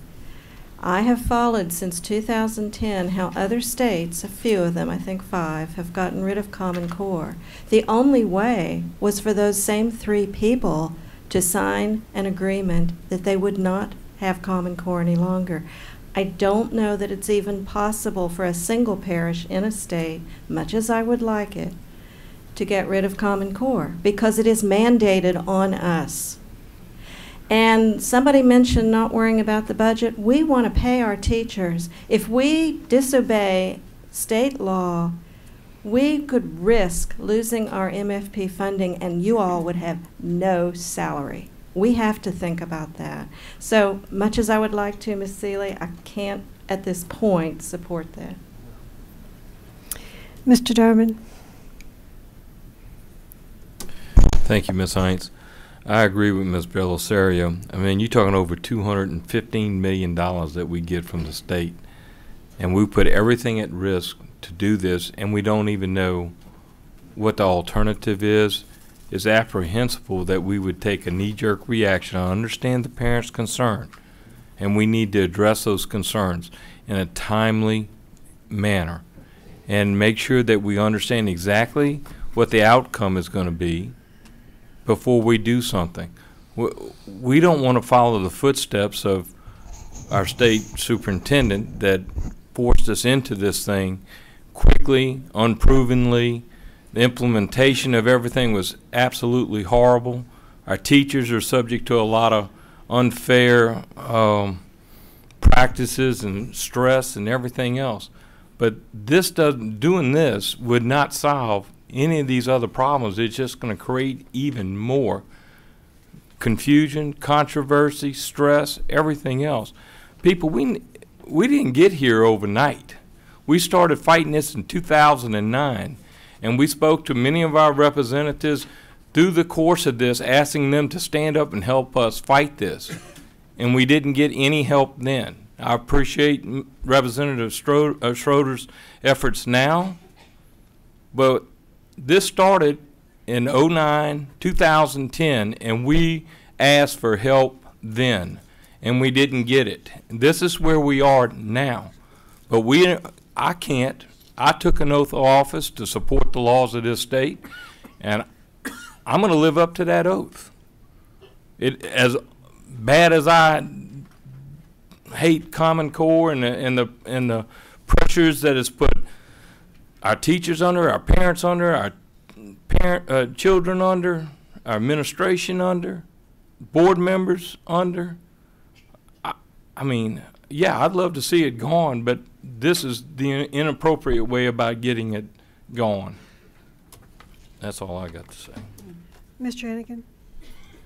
Yeah, thank you. So, Peggy, I applaud you for your courage, et cetera, to make that law. I do think right now it doesn't feel right to me in that there are lots of consequences here. Legal, if the teachers are still assessed with Common Core by law, what are we doing? You know, we could, so what I would like to not vote in favor of the it's the standards or what you said. I didn't hear you say anything about the curriculum.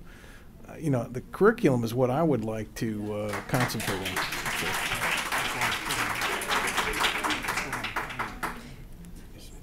Mr. Loop, did you have something? Yes, ma'am.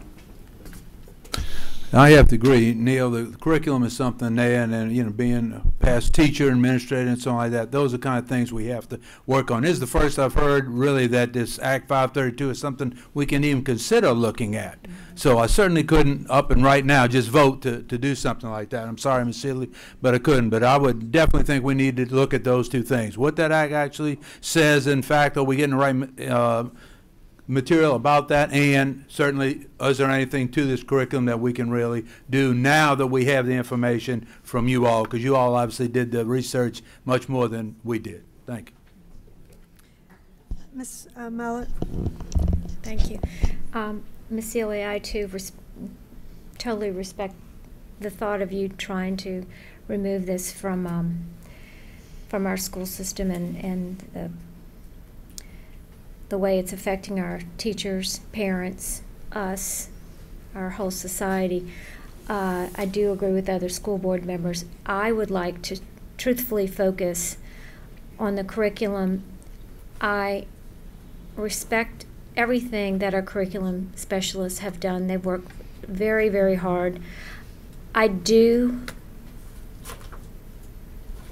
am not a teacher, I'm not an educator, and I am not a curriculum specialist. But I hear the parents. I see firsthand with my nephew the struggles that the Eureka Math is causing all of us, and I would urge our central office to please revisit the curriculum, especially in math, that we can alter this to make some kind of sense out of it and to move forward in a positive direction that our children can enjoy math, and whether it's taking more of the Eureka Math out and putting more of the traditional math in. I understand that, you know, we're all in fear of the PARCC test, but that's what it is. It's just fear, and we just have to stand up to it, because we just can't have fear. We have to do what's right, and I believe standing up and saying that we can take this math and make it better than what we're doing. And I'm not saying that y'all aren't doing a great job, but I'm saying we have to hear the frustrations of these parents. These are their children. These are their children. And we've taken an oath too to respect these parents and respect their children. And we need to do that, and that's all I have to say. Any other comments from board members? Mr. Womack? Let me just state, if you recall, I spent about 5 minutes telling you that one of the reasons that we couldn't do what Ms. Seeley and I just tried to do is because we would lose our funding. If we lose our funding, then we've got nothing. But you wanted us to do something. You wanted to see courage. If all of you were sitting up here where we're sitting, you'd have the opportunity to demonstrate that courage too. Well, I seconded it because you wanted to see courage. I knew full well that we couldn't do it, but you wanted to see something.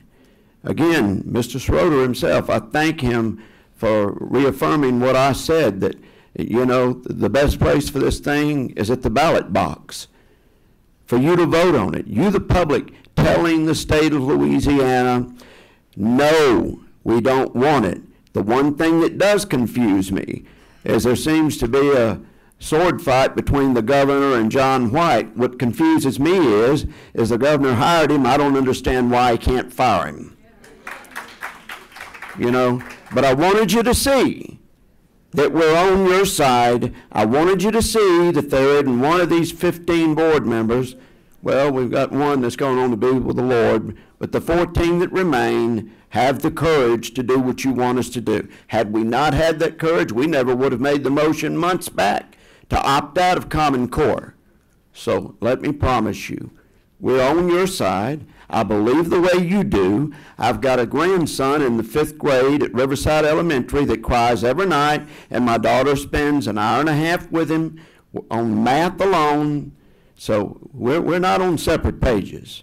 We're on your side. Any other comments from board members? Do we have any comments from the public?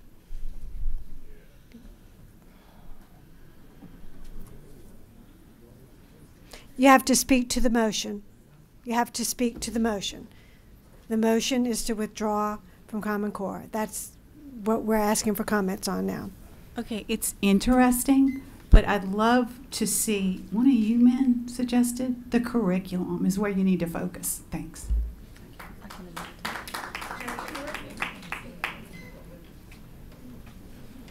Hello again. Thank you for your courage, Ms. Seeley, Mr. Womack. Very courageous to try to kick the status quo aside.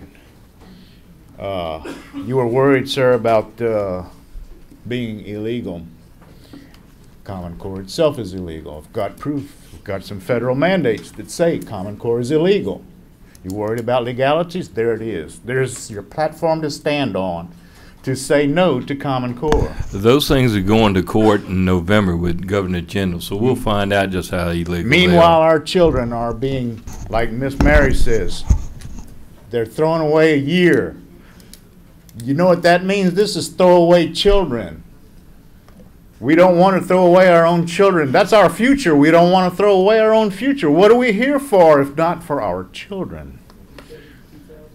We need you to stand. We're asking you. We're begging you. We're crying. These parents are crying for you to stand up and say no to your bosses when they tell you to do something that is illegal. That's on federal papers that say that it is not legal for them to do what they are doing. Discussing the math is fixing the math, fixing the curriculum. That's like discussing the weight of the chains of bondage. That's all that is. How light is your shackle? How long is your chain? May it rest lightly upon your shoulders, because this is not legal. We're asking you, we're begging you, stand up and remove this devil from our shoulders. You know, you're scared, you're fearful, and rightly so, that your funding will be removed. Let them try. It will be nationwide news that our freedom is not for sale. Ms. Champagne.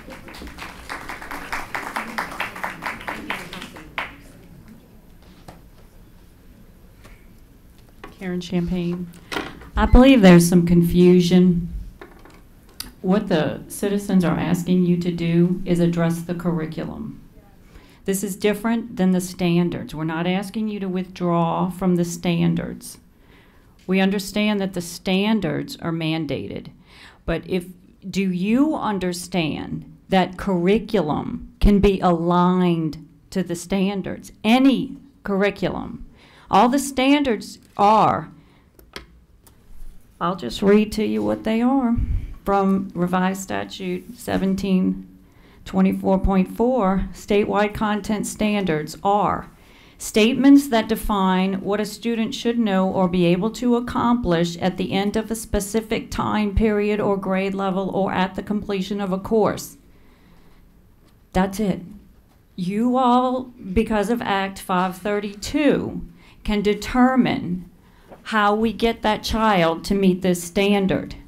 So if the standard is a child must, let's just say, be able to add to 10, okay, you all can choose the method that we use to get that child to be able to do that.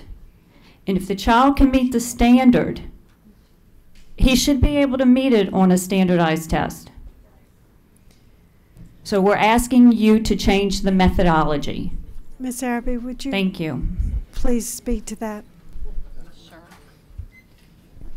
Absolutely, the standard is where we're trying to get the kid to have an understanding. The curriculum that we use to assist our teachers in getting the student there for the understanding. It's also important to note that the standards, the curriculum has to be aligned to the standards. We also have the assessment piece that's very important. So with all of that being said, I gave the options that we have in place. We can copy the standards and pass them out to the teachers, and they can go forth and gather their resources and do their lessons and move accordingly. We have never done that in St. Tammany Parish before. I came here in 1980. We did not do it then. That is an option. So if you throw the curriculum out, which does include Eureka, it does include Scotts-Foresman, it does include Texas Instrument, the only other option I see for Monday morning would be able to copy the standards on colored cardstock and send them out to the teachers and say, go forth and do your best. I know as a classroom teacher for 17 years, that would be a nightmare. Mr. Lamarck knows the importance of what are we providing for our teachers. We are providing the guaranteed curriculum for our teachers. Now, can we go back and revisit how the Eureka is in our curriculum and do away with the Black Line Masters? That might be something we would consider. And then put it on the schools and the teachers to decide on what they would copy of those Black Line Masters. And as I said earlier, we're already doing that because the purpose of those books and those Black Line Masters for the first grading period was to help our teachers have some tools in their hands so they didn't have to send it to graphic arts and have the copies. So as a board, your decision would be to do away and to vote away with the curriculum. Then the standards would be copied and given to the teachers and asking them to do their best. The other option would be is to give us an opportunity as we continue to revise this living document and to make it better as we continue to do, to also continue with the professional development and to continue with resources for parents. And the latter option is certainly the one that we're asking for from this board. We certainly don't want to put more chaos into our classrooms and move backwards. We've heard everyone. We've been working on this. We find some areas that we can tweak and change, including looking at the Eureka math and removing parts of that as we move forward. We're committed to doing that, and that would certainly be the option that we would recommend as a central office. All right, we're asking for comments on the motion. We have a motion on the floor. Again, Donna Hebert, in regards to the lawsuit of Bobby Jindal with the federal government, can we have our district attorney or our attorney review this law for the parents of St. Tammany Parish and put our tax dollars to that versus the tax dollars on copying the stuff off of Engage New York? I would rather see my dollars go to have our attorney, which I think one of them's in here, review these laws and advise you all as a board if these are legit instead of waiting for it to, you know, go out through the federal government. So, and I think, again, I said before, you can reverse back to 2 years ago and let the teachers use the lessons that they have, what they were teaching to before based on their curriculum that they did before, which is really good. You've been complimented on it. I've only been in this for 2 years, and I know y'all have done a great job, they said. But in the 2 years I've been here, it hasn't been good. All right, thank you, So Ms. please, just go back to the old way and let the teachers use their materials. And they will pass that test. All right. Fear no more. Angela Aliff, People LLC. To reiterate that what we heard the parents asking for tonight is not a faux motion about getting rid of standards, which you cannot do as a board, and everyone here recognizes that, and no one's here asking for that. What the motion is that the parents are here and the citizens are here asking for is a motion to go back to a curriculum that makes sense. There's another reason why that is very possible. The WestEd comparison or crosswalk that was done, anyone can look at, we certainly did, and see that it is the vast majority, if you combine the ELA and the math, 90% in fact, are the exact same GLEs. The rest can be found within the GLEs, maybe with just a few exceptions. So to talk about going back to the curriculum that people were satisfied with in the past isn't really a monumental task to look at, unless the standards were very different, and they're just not. Which is why also we have Hatchet and we have these other inappropriate, examples of curriculum that have existed for so long. To me, that just makes Act 532 even more important, because finally, after 20 years, we have an opportunity to get this crud out of your school system. So I urge you to get finished with this motion and hopefully offer a more appropriate one to the subject matter. Thank you.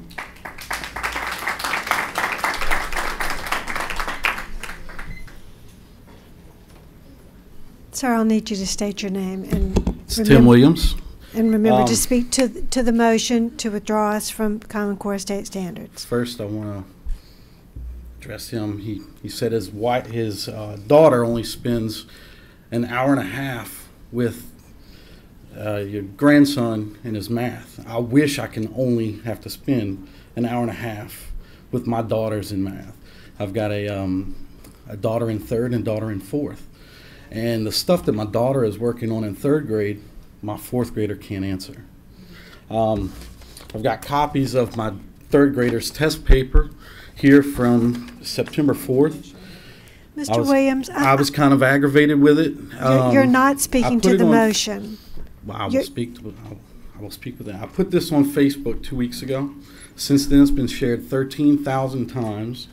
This exact test was on WWL TV Wednesday. And it's been all over the country. Sir, you're out of order. You're not speaking to the motion. I will speak to the motion. Speak to the motion to withdraw. I will close with this. My wife had a parent-teacher conference with my third grader's teacher last Wednesday, and she brought up this exact test and told the teacher she wants to hire a tutor for my third grader, but she's afraid that the tutor cannot teach. You will not be able to help with this. And the teacher replied, word for word, that unless that tutor has had recent teachings themselves, lessons themselves, then we'll be wasting our money because they won't know what to do. So, I mean, if you don't see a problem with that, then you must be blind. I can give you, I've made copies of the test if you want to see it. I can leave it there. That'd be fine if you'd like to leave it. My daughter, she knew 2 times 5 equals 10, but because she put 5 times 2 equals 10, you are not she got it speaking wrong. to the motion. I know that our administration will be glad to meet with you to hear, more about what you're addressing. As my single vote, I vote to approve the motion. I don't know how far my voice goes other than this room, but hopefully it goes further than just this room. So thank you for very much. saying that you would agree with that motion. I want to say that I totally agree with the fact that you cannot pull out of Common Core because it's been established purposely with the laws and state ed policy so that was not possible in our state. It is possible in some other states. But I wanted to address the fear factor just briefly because it is there, it's prevalent in you, it's prevalent in principals, and it's absolutely prevalent with teachers. But I remember in 2010 when I sat in the House Education Committee, and the committee members then asked the Department of Ed representatives, what is your plan for improving education in your state? Exactly how do you plan to go about doing that? And you may not believe this, but the answer from 2 representatives of the Department of Ed were, we're holding the threat of the RSD over the schools. So it was fear. Fear is the plan to improve or to change education in our state. Let's try not. Fear is definitely an issue if there's something to support it, but we can do with our curriculum what needs to be done. And it is totally possible for teachers. When I first started teaching in 1992 at Slidell High School, I had no textbooks. I was teaching gifted. No, it was my first year. No textbooks, no curriculum. Nobody gave me any standards for at least the first year that I taught. But of course, I went to school and got a legitimate certificate, so I was prepared. Our teachers can do this. If you remove Engage New York from their curriculum, they can do what needs to be done. The standards are posted online. They don't need to be given pink cards. Thank you. Mr. Womack, did you have a comment you wanted to make? Mr. Womack, did you have a comment you wanted to make? Well, I want to ask Miss Araby. Miss Araby, hasn't it been said repeatedly that we have autonomy, complete autonomy with the curriculum, that we can write it, we could change it. Is there any reason that we can't revert back, make a motion to revert back to the original math curriculum, based on what I just heard? The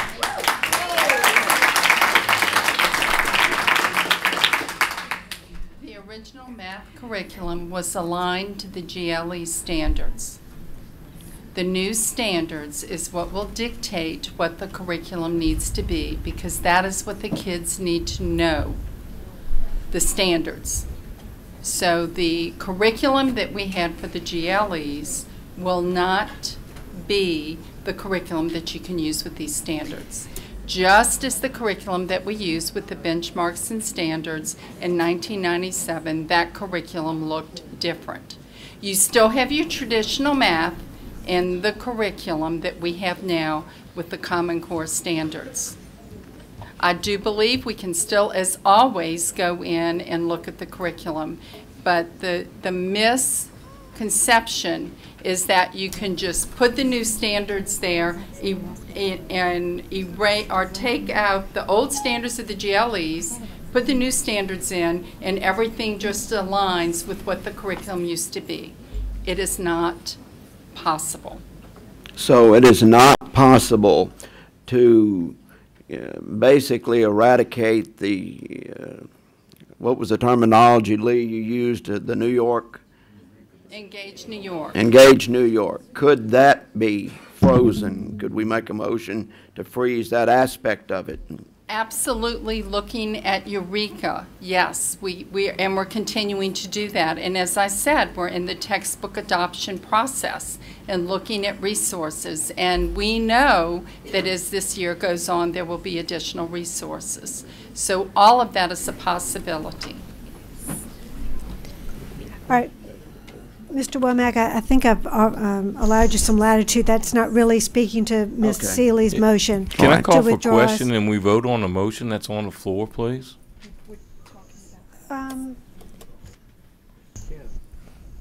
Mr. Pittman, when someone calls for the question, do we have to take a vote? Because I think Ms. Seeley would like to possibly Do another motion. well, would you? A substitute motion? This one and do another motion. Withdraw the motion, it would be without debate and voted upon immediately. There would be no debate on withdrawal of that motion. There would be, if there's an amendment to the motion, there would be debate on the amendment and vote to amend. She can't just withdraw her motion without a vote? She can withdraw the motion if it can be done and granted without debate. Right. And I would like to present another motion. Is that Well, possible? let's take the. No, afterwards. I'm looking for instruction here. I would like to provide another motion. If you withdraw the motion, then that would be something else that would be addressed to the chair. Okay. After the motion is withdrawn. Okay. So, Ms. Seeley, what is your wish with the motion you've made? With this particular motion, I withdraw it because of the language in it. Yes. Do we have permission from the second? Yes. Yes. All right. The motion is withdrawn. Do we need to vote on that? No. All right. The motion is withdrawn. Okay. Ms. Seeley. At this time, I'd like to present another motion, and that is to remove the math part, the math aspect with Eureka in our curriculum, and look at something else that we've done either in the past, or if we have something else that you've maybe looked at before we went this direction. So I don't know what to add to that. So your motion is that you would like us to withdraw Eureka Math from our math curriculum? Yes. We have a motion and a second. Do we have any comments from board members? Ms. Belisario.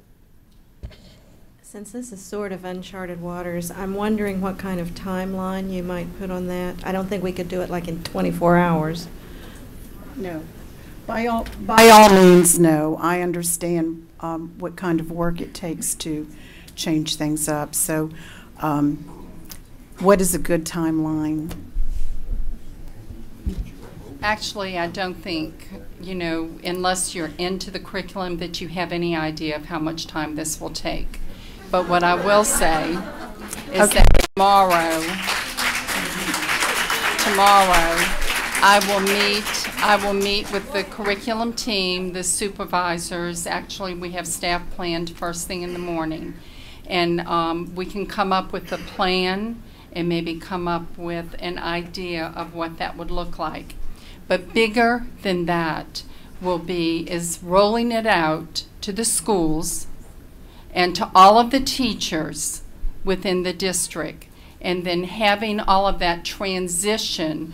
Yes, absolutely, they can get the standards online. It's going to be all of the other pieces that go along with it. So I have no idea of how much time you would be looking at with this. I do know it will put a stop on many of the other things that our curriculum people are involved with as far as professional development, assisting in assessment tools that go along with all of our units. But if I can meet with them tomorrow, and I would say we could have some kind of timeline, but I can definitely tell you 24 hours is, I'm sure you were saying that, Barry, because I know that you know curriculum. It will, I have no idea of the time frame in that. All I can promise you is I will meet with the team, we'll have the conversation, and then we'll have to come back and suggest what that time might be. I would still like to have my motion stand, but in the process of it, we're not looking at a time. I would like you to get back with me, if possible, if we could, give us some sort of timeline. Ms. Belisario. If I have my dates right, we have a meeting a week from now. Maybe you could at least tell us in a week what you think, what you and your team thinks. I mean, just give us a report on it. Let's see, Mr. Derman. Thank you, Ms. Hines. That was kind of my thinking was along. I was going to ask Mr. Foltz what he thought about would be a reasonable time for Ms. Araby to assess what those changes may be involved in doing, and a timeline that it would be, I think a respectable and conscientious effort to get this implemented as soon as possible, but without creating any adverse reactions along the way. We're pretty, pretty used to having adverse reactions from state level intrusion, so we don't want to do much of the same locally. So, Mr. Womack. The only thing I'd say is, and it may sound trite, I know that this is not something that's simple that we're asking you all to do, but the plain hard facts are that if we don't do something, if you keep doing the same old things, you're going to keep getting the same results. We've got to start somewhere. Mr. Hennigan. Yes, thank you, Ms. Hines. So I wonder, Trey, if you would not mind, what do you think? I mean, what would you want to do here? I want to come back a week from now and report to this board through Ms. Araby if we can, the timeline that we can meet your motion of this board if they agree asking us to remove Eureka Math and engage New York. We'll give a report to this group in a week, how long it takes us to do that. I'm not going to commit to doing something that's going to create even more chaos. I mean, Mr. Womack gives the example, if you continue to do the same poor things, you get the same poor results. I respectfully disagree that we are getting poor results in everything that we're doing in the school system. I feel kind of like we have a pretty good track record here in the school system.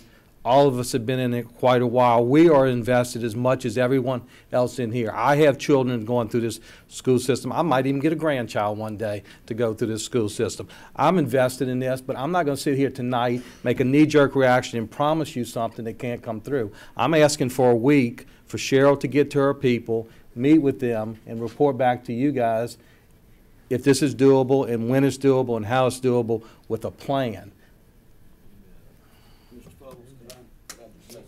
Well, that would be through me, Mr. Womack.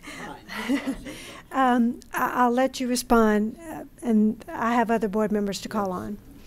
Simply want to say I never once used the word poor. I said if we keep doing the same things, we're going to keep getting the same results. I didn't imply that what the system was doing was poor. I didn't imply that use the word poor one time. I just said that if we don't do something, nothing will ever happen. Mr. Hennigan? Yeah, so here's something else in my mind right now. Is I don't want to box you in necessarily. There may be another solution, another product out there. I mean, that would be included in what you'd look at, perhaps? You'd consider putting, you're going to have to cobble together some curriculum, huh? And I think that's the part of the plan that, I think that's part of Ms. Araby's plan in the PowerPoint, was moving forward the things that we were going to do, evaluating other textbooks and things of that nature. At this time, the only Tier 1 thing is Eureka Engage New York. I mean, we had the opportunity to buy the book. We chose not to. Yeah. And I think that was a good decision not to do that. I think in I hindsight, know a lot of school systems did buy the book. That was the only book available to us on a Tier 1. I know St. Martin and others used books that were on different tier levels, but on Tier 1, that was the only one available. We chose not to do that. We chose to use other materials. Eureka Math, Engage New York is one of those other materials. What you're asking us, if this passes, you're asking us to look at removing that from our curriculum. What I'm saying that we can report back to you next week, if that's doable, how it's doable, and a timeline that goes with it, in addition to what we would use in its place. That's fine. I'm not going to say anything else. Perfect. Thank you. You can say, you can, if you can. Well, I just think it would be important to note when you're saying maybe using something else. I mean, we have a process in place for that, of getting input from each of the schools and the teachers and the parents and the community, which would be what I would consider what you're asking is for a textbook adoption. There will be no way that we could get into the textbook adoption process at this point and have the adoption of the textbook, the purchasing of the textbook, and in the implementation of the textbook. That's why the suggestion is we're in the process now, going through, having the adoption finished by the end of February, and then ordering the books. I do believe that with the frustration with the Eureka, that there would be a way of us going into the curriculum and making some adjustments. I would think some minor adjustments, but as Mr. Foles said, we're going to need to get with the curriculum people, and I will tell you, the teacher leaders and all of these other people who have really had the buy-in and have submitted the work. It's not just your curriculum specialists that have been involved with this curriculum writing. And I'll tell you, you can go in, I made this comment this afternoon, there's a delete button. And you can go into the guaranteed curriculum in the area of math. We can hit delete. We can take everything out and leave the standards there. I believe if that were to happen, the upheaval will be greatly from the teachers. So I think we need to, like Mr. Foles said, give us an opportunity. We've been in it a lot, and hear from the curriculum specialist and to get a timeline. Because they're the ones who do all of the input, and then we have some clerical staff who are very responsible for doing the linking and everything else that goes along with it. All I'm saying is, as simple of a process as it may look like, when you go into our guaranteed curriculum, there is a lot more to it than just reading what's on that monitor. Yeah, we're not asking you to hit the delete button on the whole curriculum. So, okay, I would support the motion as it stands. The motion, Mr. Hennigan, you just said that you didn't want to hit the delete button on the curriculum, but the motion The whole is curriculum. I think that's... All right. The motion is to take Eureka out of our curriculum. Correct. Ms. Tipton? Thank you, Mrs. Hines. I guess for clarification purposes, I thought Then bring it up. a short while ago that we had confirmed that Mrs. Araby and her team were going to go and check into other options. So it seems to me the enormity of the situation, can't we give her that time frame in which to go and do options as opposed to right this very second saying no, we want out, not knowing what all it entails? That's just my thought. Thank you. Ms. Smollett. Thank you, Ms. Hines. First, I'd like to speak to the parents, and then I would like to address the motion. I understand the frustration that you have, and I respect it, and I agree with 99% of it. After listening to all of this, I understand it is very hard to just throw a curriculum out. I think you may not like it, but this is how I feel. I don't think that the math curriculum, Eureka, is what's best for our children. I don't think it's the worst thing for our children. I think there may be some ways that we can tweak this, as in not just a simple tweak, but truly adding some of the traditional math to help these children transition into all of this.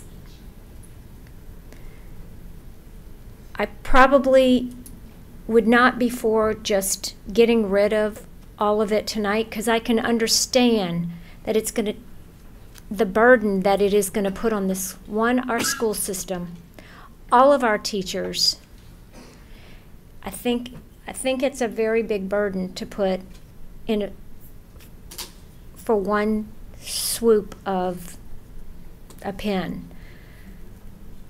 I think we need to have a clear head. I think we really need to think about what we're doing, and we really need to make an honest effort to address the clear concerns and the clear issues that that our students are facing with this math. They are facing some real issues that are detrimental to their mental health, and I think we need to address those. I think we can address those. I think we need to slow down a little bit, and I just wanted to state that. Mr. Derman. Okay, Ms. Hines, thank you. My question is, do we have a substitute motion or amendment to that motion, or no? What are we the voting motion on the floor. I mean, and I know we got people standing down here to even talk, but I mean, the motion on the floor is to eliminate Eureka Math from our math curriculum. Okay, and all right, I'll offer an amendment to that motion, or well, I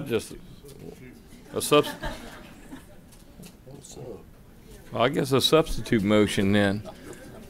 I would like to give the administration the opportunity to review the math curriculum and determine what elements of the Eureka math component can be either discarded or modified or whatever with either some other curriculum or revert back to our original math, and have and report to us at our October meeting.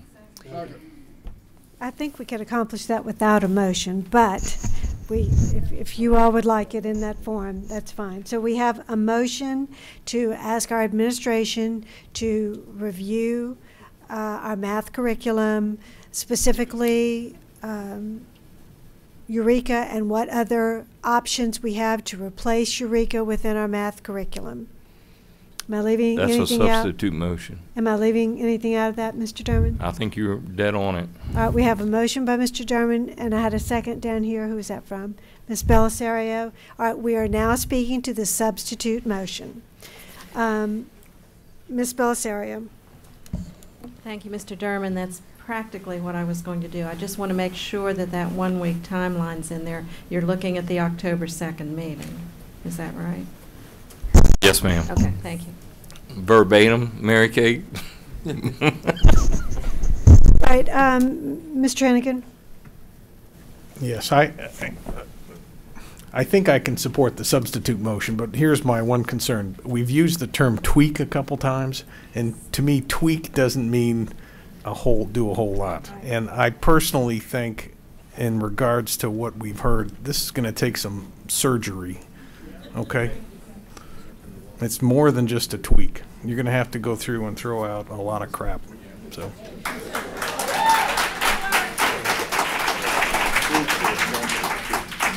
Right, just, did I have someone down here who Well, it's not wanted the- to speak? Mr. Betancourt? I'm sorry, are you finished, Mr. Hennigan? Yes, I am Mr. finished. Betancourt? Just said tweak with a capital T is all I said. Mr. Womack? I could support the exact verbiage that Mr. Folks used in terms of the time frame and how it's done, if he cares to repeat it. Oh, my gosh. Here's the motion. Turn your mic on. I said that I could support the verbiage that Mr. Folks used in terms of his directives to Miss Araby in reference to how we went about this thing relative to the timeline. Well, Mr. Womack, I don't think Mr. Foles felt like he could give you a concrete timeline. I think the motion that is on the floor ask for a report at the October 2nd committee as a whole meeting, and at that time We'll include a timeline then. I mean, we're going to tell you, we'll give you, we'll All give right, you well, that's information. fine. all right, do we have any other comments, Ms. Seeley? Basically, the whole idea here is to look at the best interest of the public. And I appreciate the substitute motion here, and I do support that because I know that we need a little time in this, evidently. But I certainly would like to hear something in the affirmative that we are looking at getting rid of Eureka on October 2nd. Thank you. Do we have any other comments from board members? Comments from the public? You need to speak to the motion that's on the floor, which is that we... I will speak to the motion on the floor. Yes. I applaud the motion and I support it. We need to do something to remove insanity. I'd rather live in chaotic freedom than have a well-ordered socialist agenda. Thank you. Also, I have a question for Miss Araby. It's something that she spoke of. I'm wondering, do the standards dictate the curriculum? As I shared in my presentation, the standards is the base of what the kids need to know. The curriculum is how do we get the kids there to have a basic or better understanding of the standard. Is that the same thing? That's not saying that the standards drive the curriculum? The standards drive the curriculum. Thank you. All right. You'll need to state your name, please. My name's Jennifer Rabb. I am a kindergarten teacher at Covington Elementary. But foremost, I am a parent of 2 children who are in 1st grade and 3rd grade. And I have to say, I guess I'm in the minority here because my children are learning. And I have, as far as the motion goes, it's a lot of work that we're putting into this. I am a teacher leader at Covington Elementary. I do put my input into what goes into what we do. I go home every night and I help my kids with their homework, and then I do my homework so that I can do what's best for my babies in my class. And to give us a week or that short of a time to make adjustments to things that are obviously ongoing is just kind of a lot. I think you've misunderstood it. The week would be for a report, Okay. Just a report back But to it's the. a lot of work that I know that we're putting it, and there's some ladies over here that I see in meetings, and I know they're working their tails off just to make things. Thank you very much for pointing that out. Thank you. Because I too believe that our curriculum specialists and supervisors are working just as hard as they can. Real quick, I just want to understand, just for example, my son's doing ratios this 6 weeks, or 9 You're going to weeks. need It to is- speak it to is- the motion.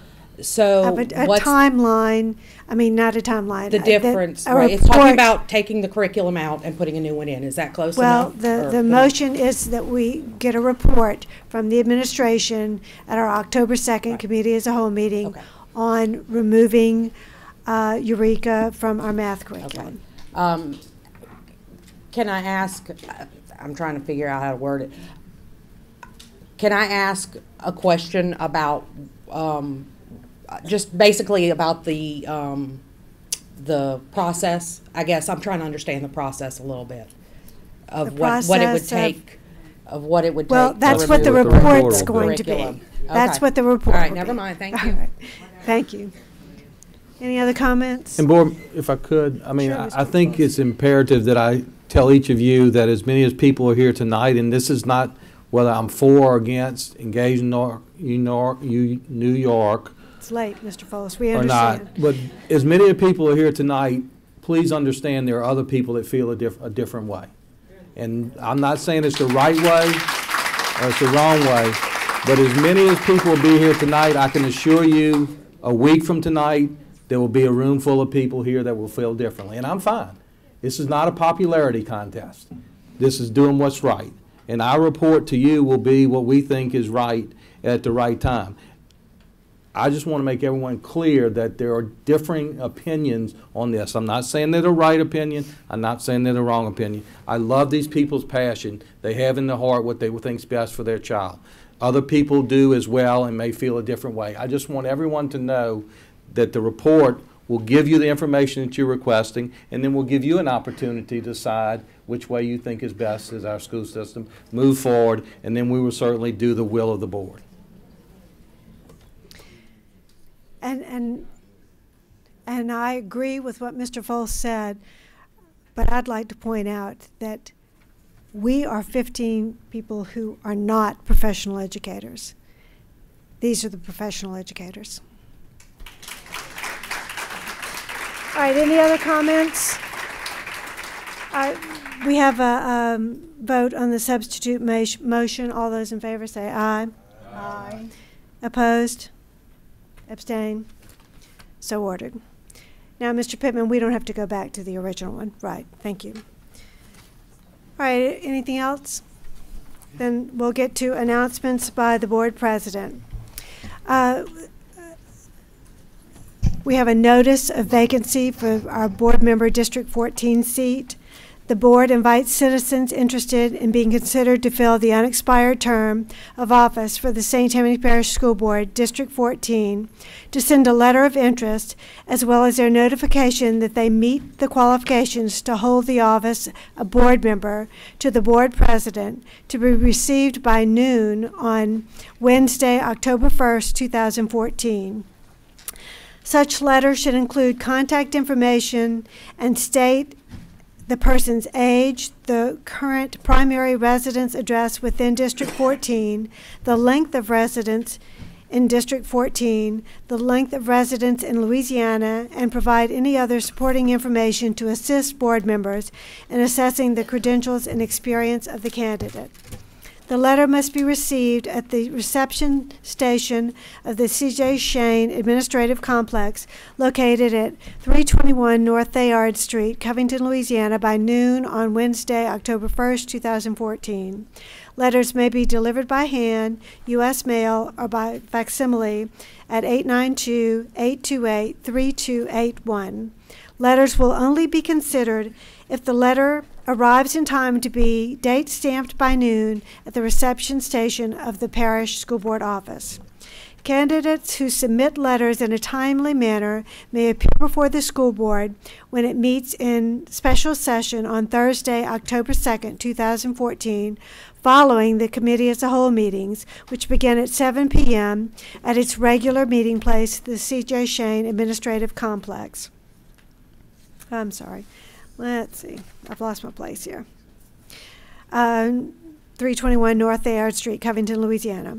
While it is not necessary to appear before the board to be considered, candidates in attendance at the meeting will be allowed to address the school board about their interest in and abilities to hold the position. It is anticipated the board will make a decision on the selection of a person to fill the unexpired term of office for District 14 school board member at the October 2nd, 2014 meeting, and that the person selected should be prepared to take the oath of office to begin the position immediately upon selection. This criterion will be listed on our website tomorrow. No further business to come before the board this evening. I declare the meeting adjourned.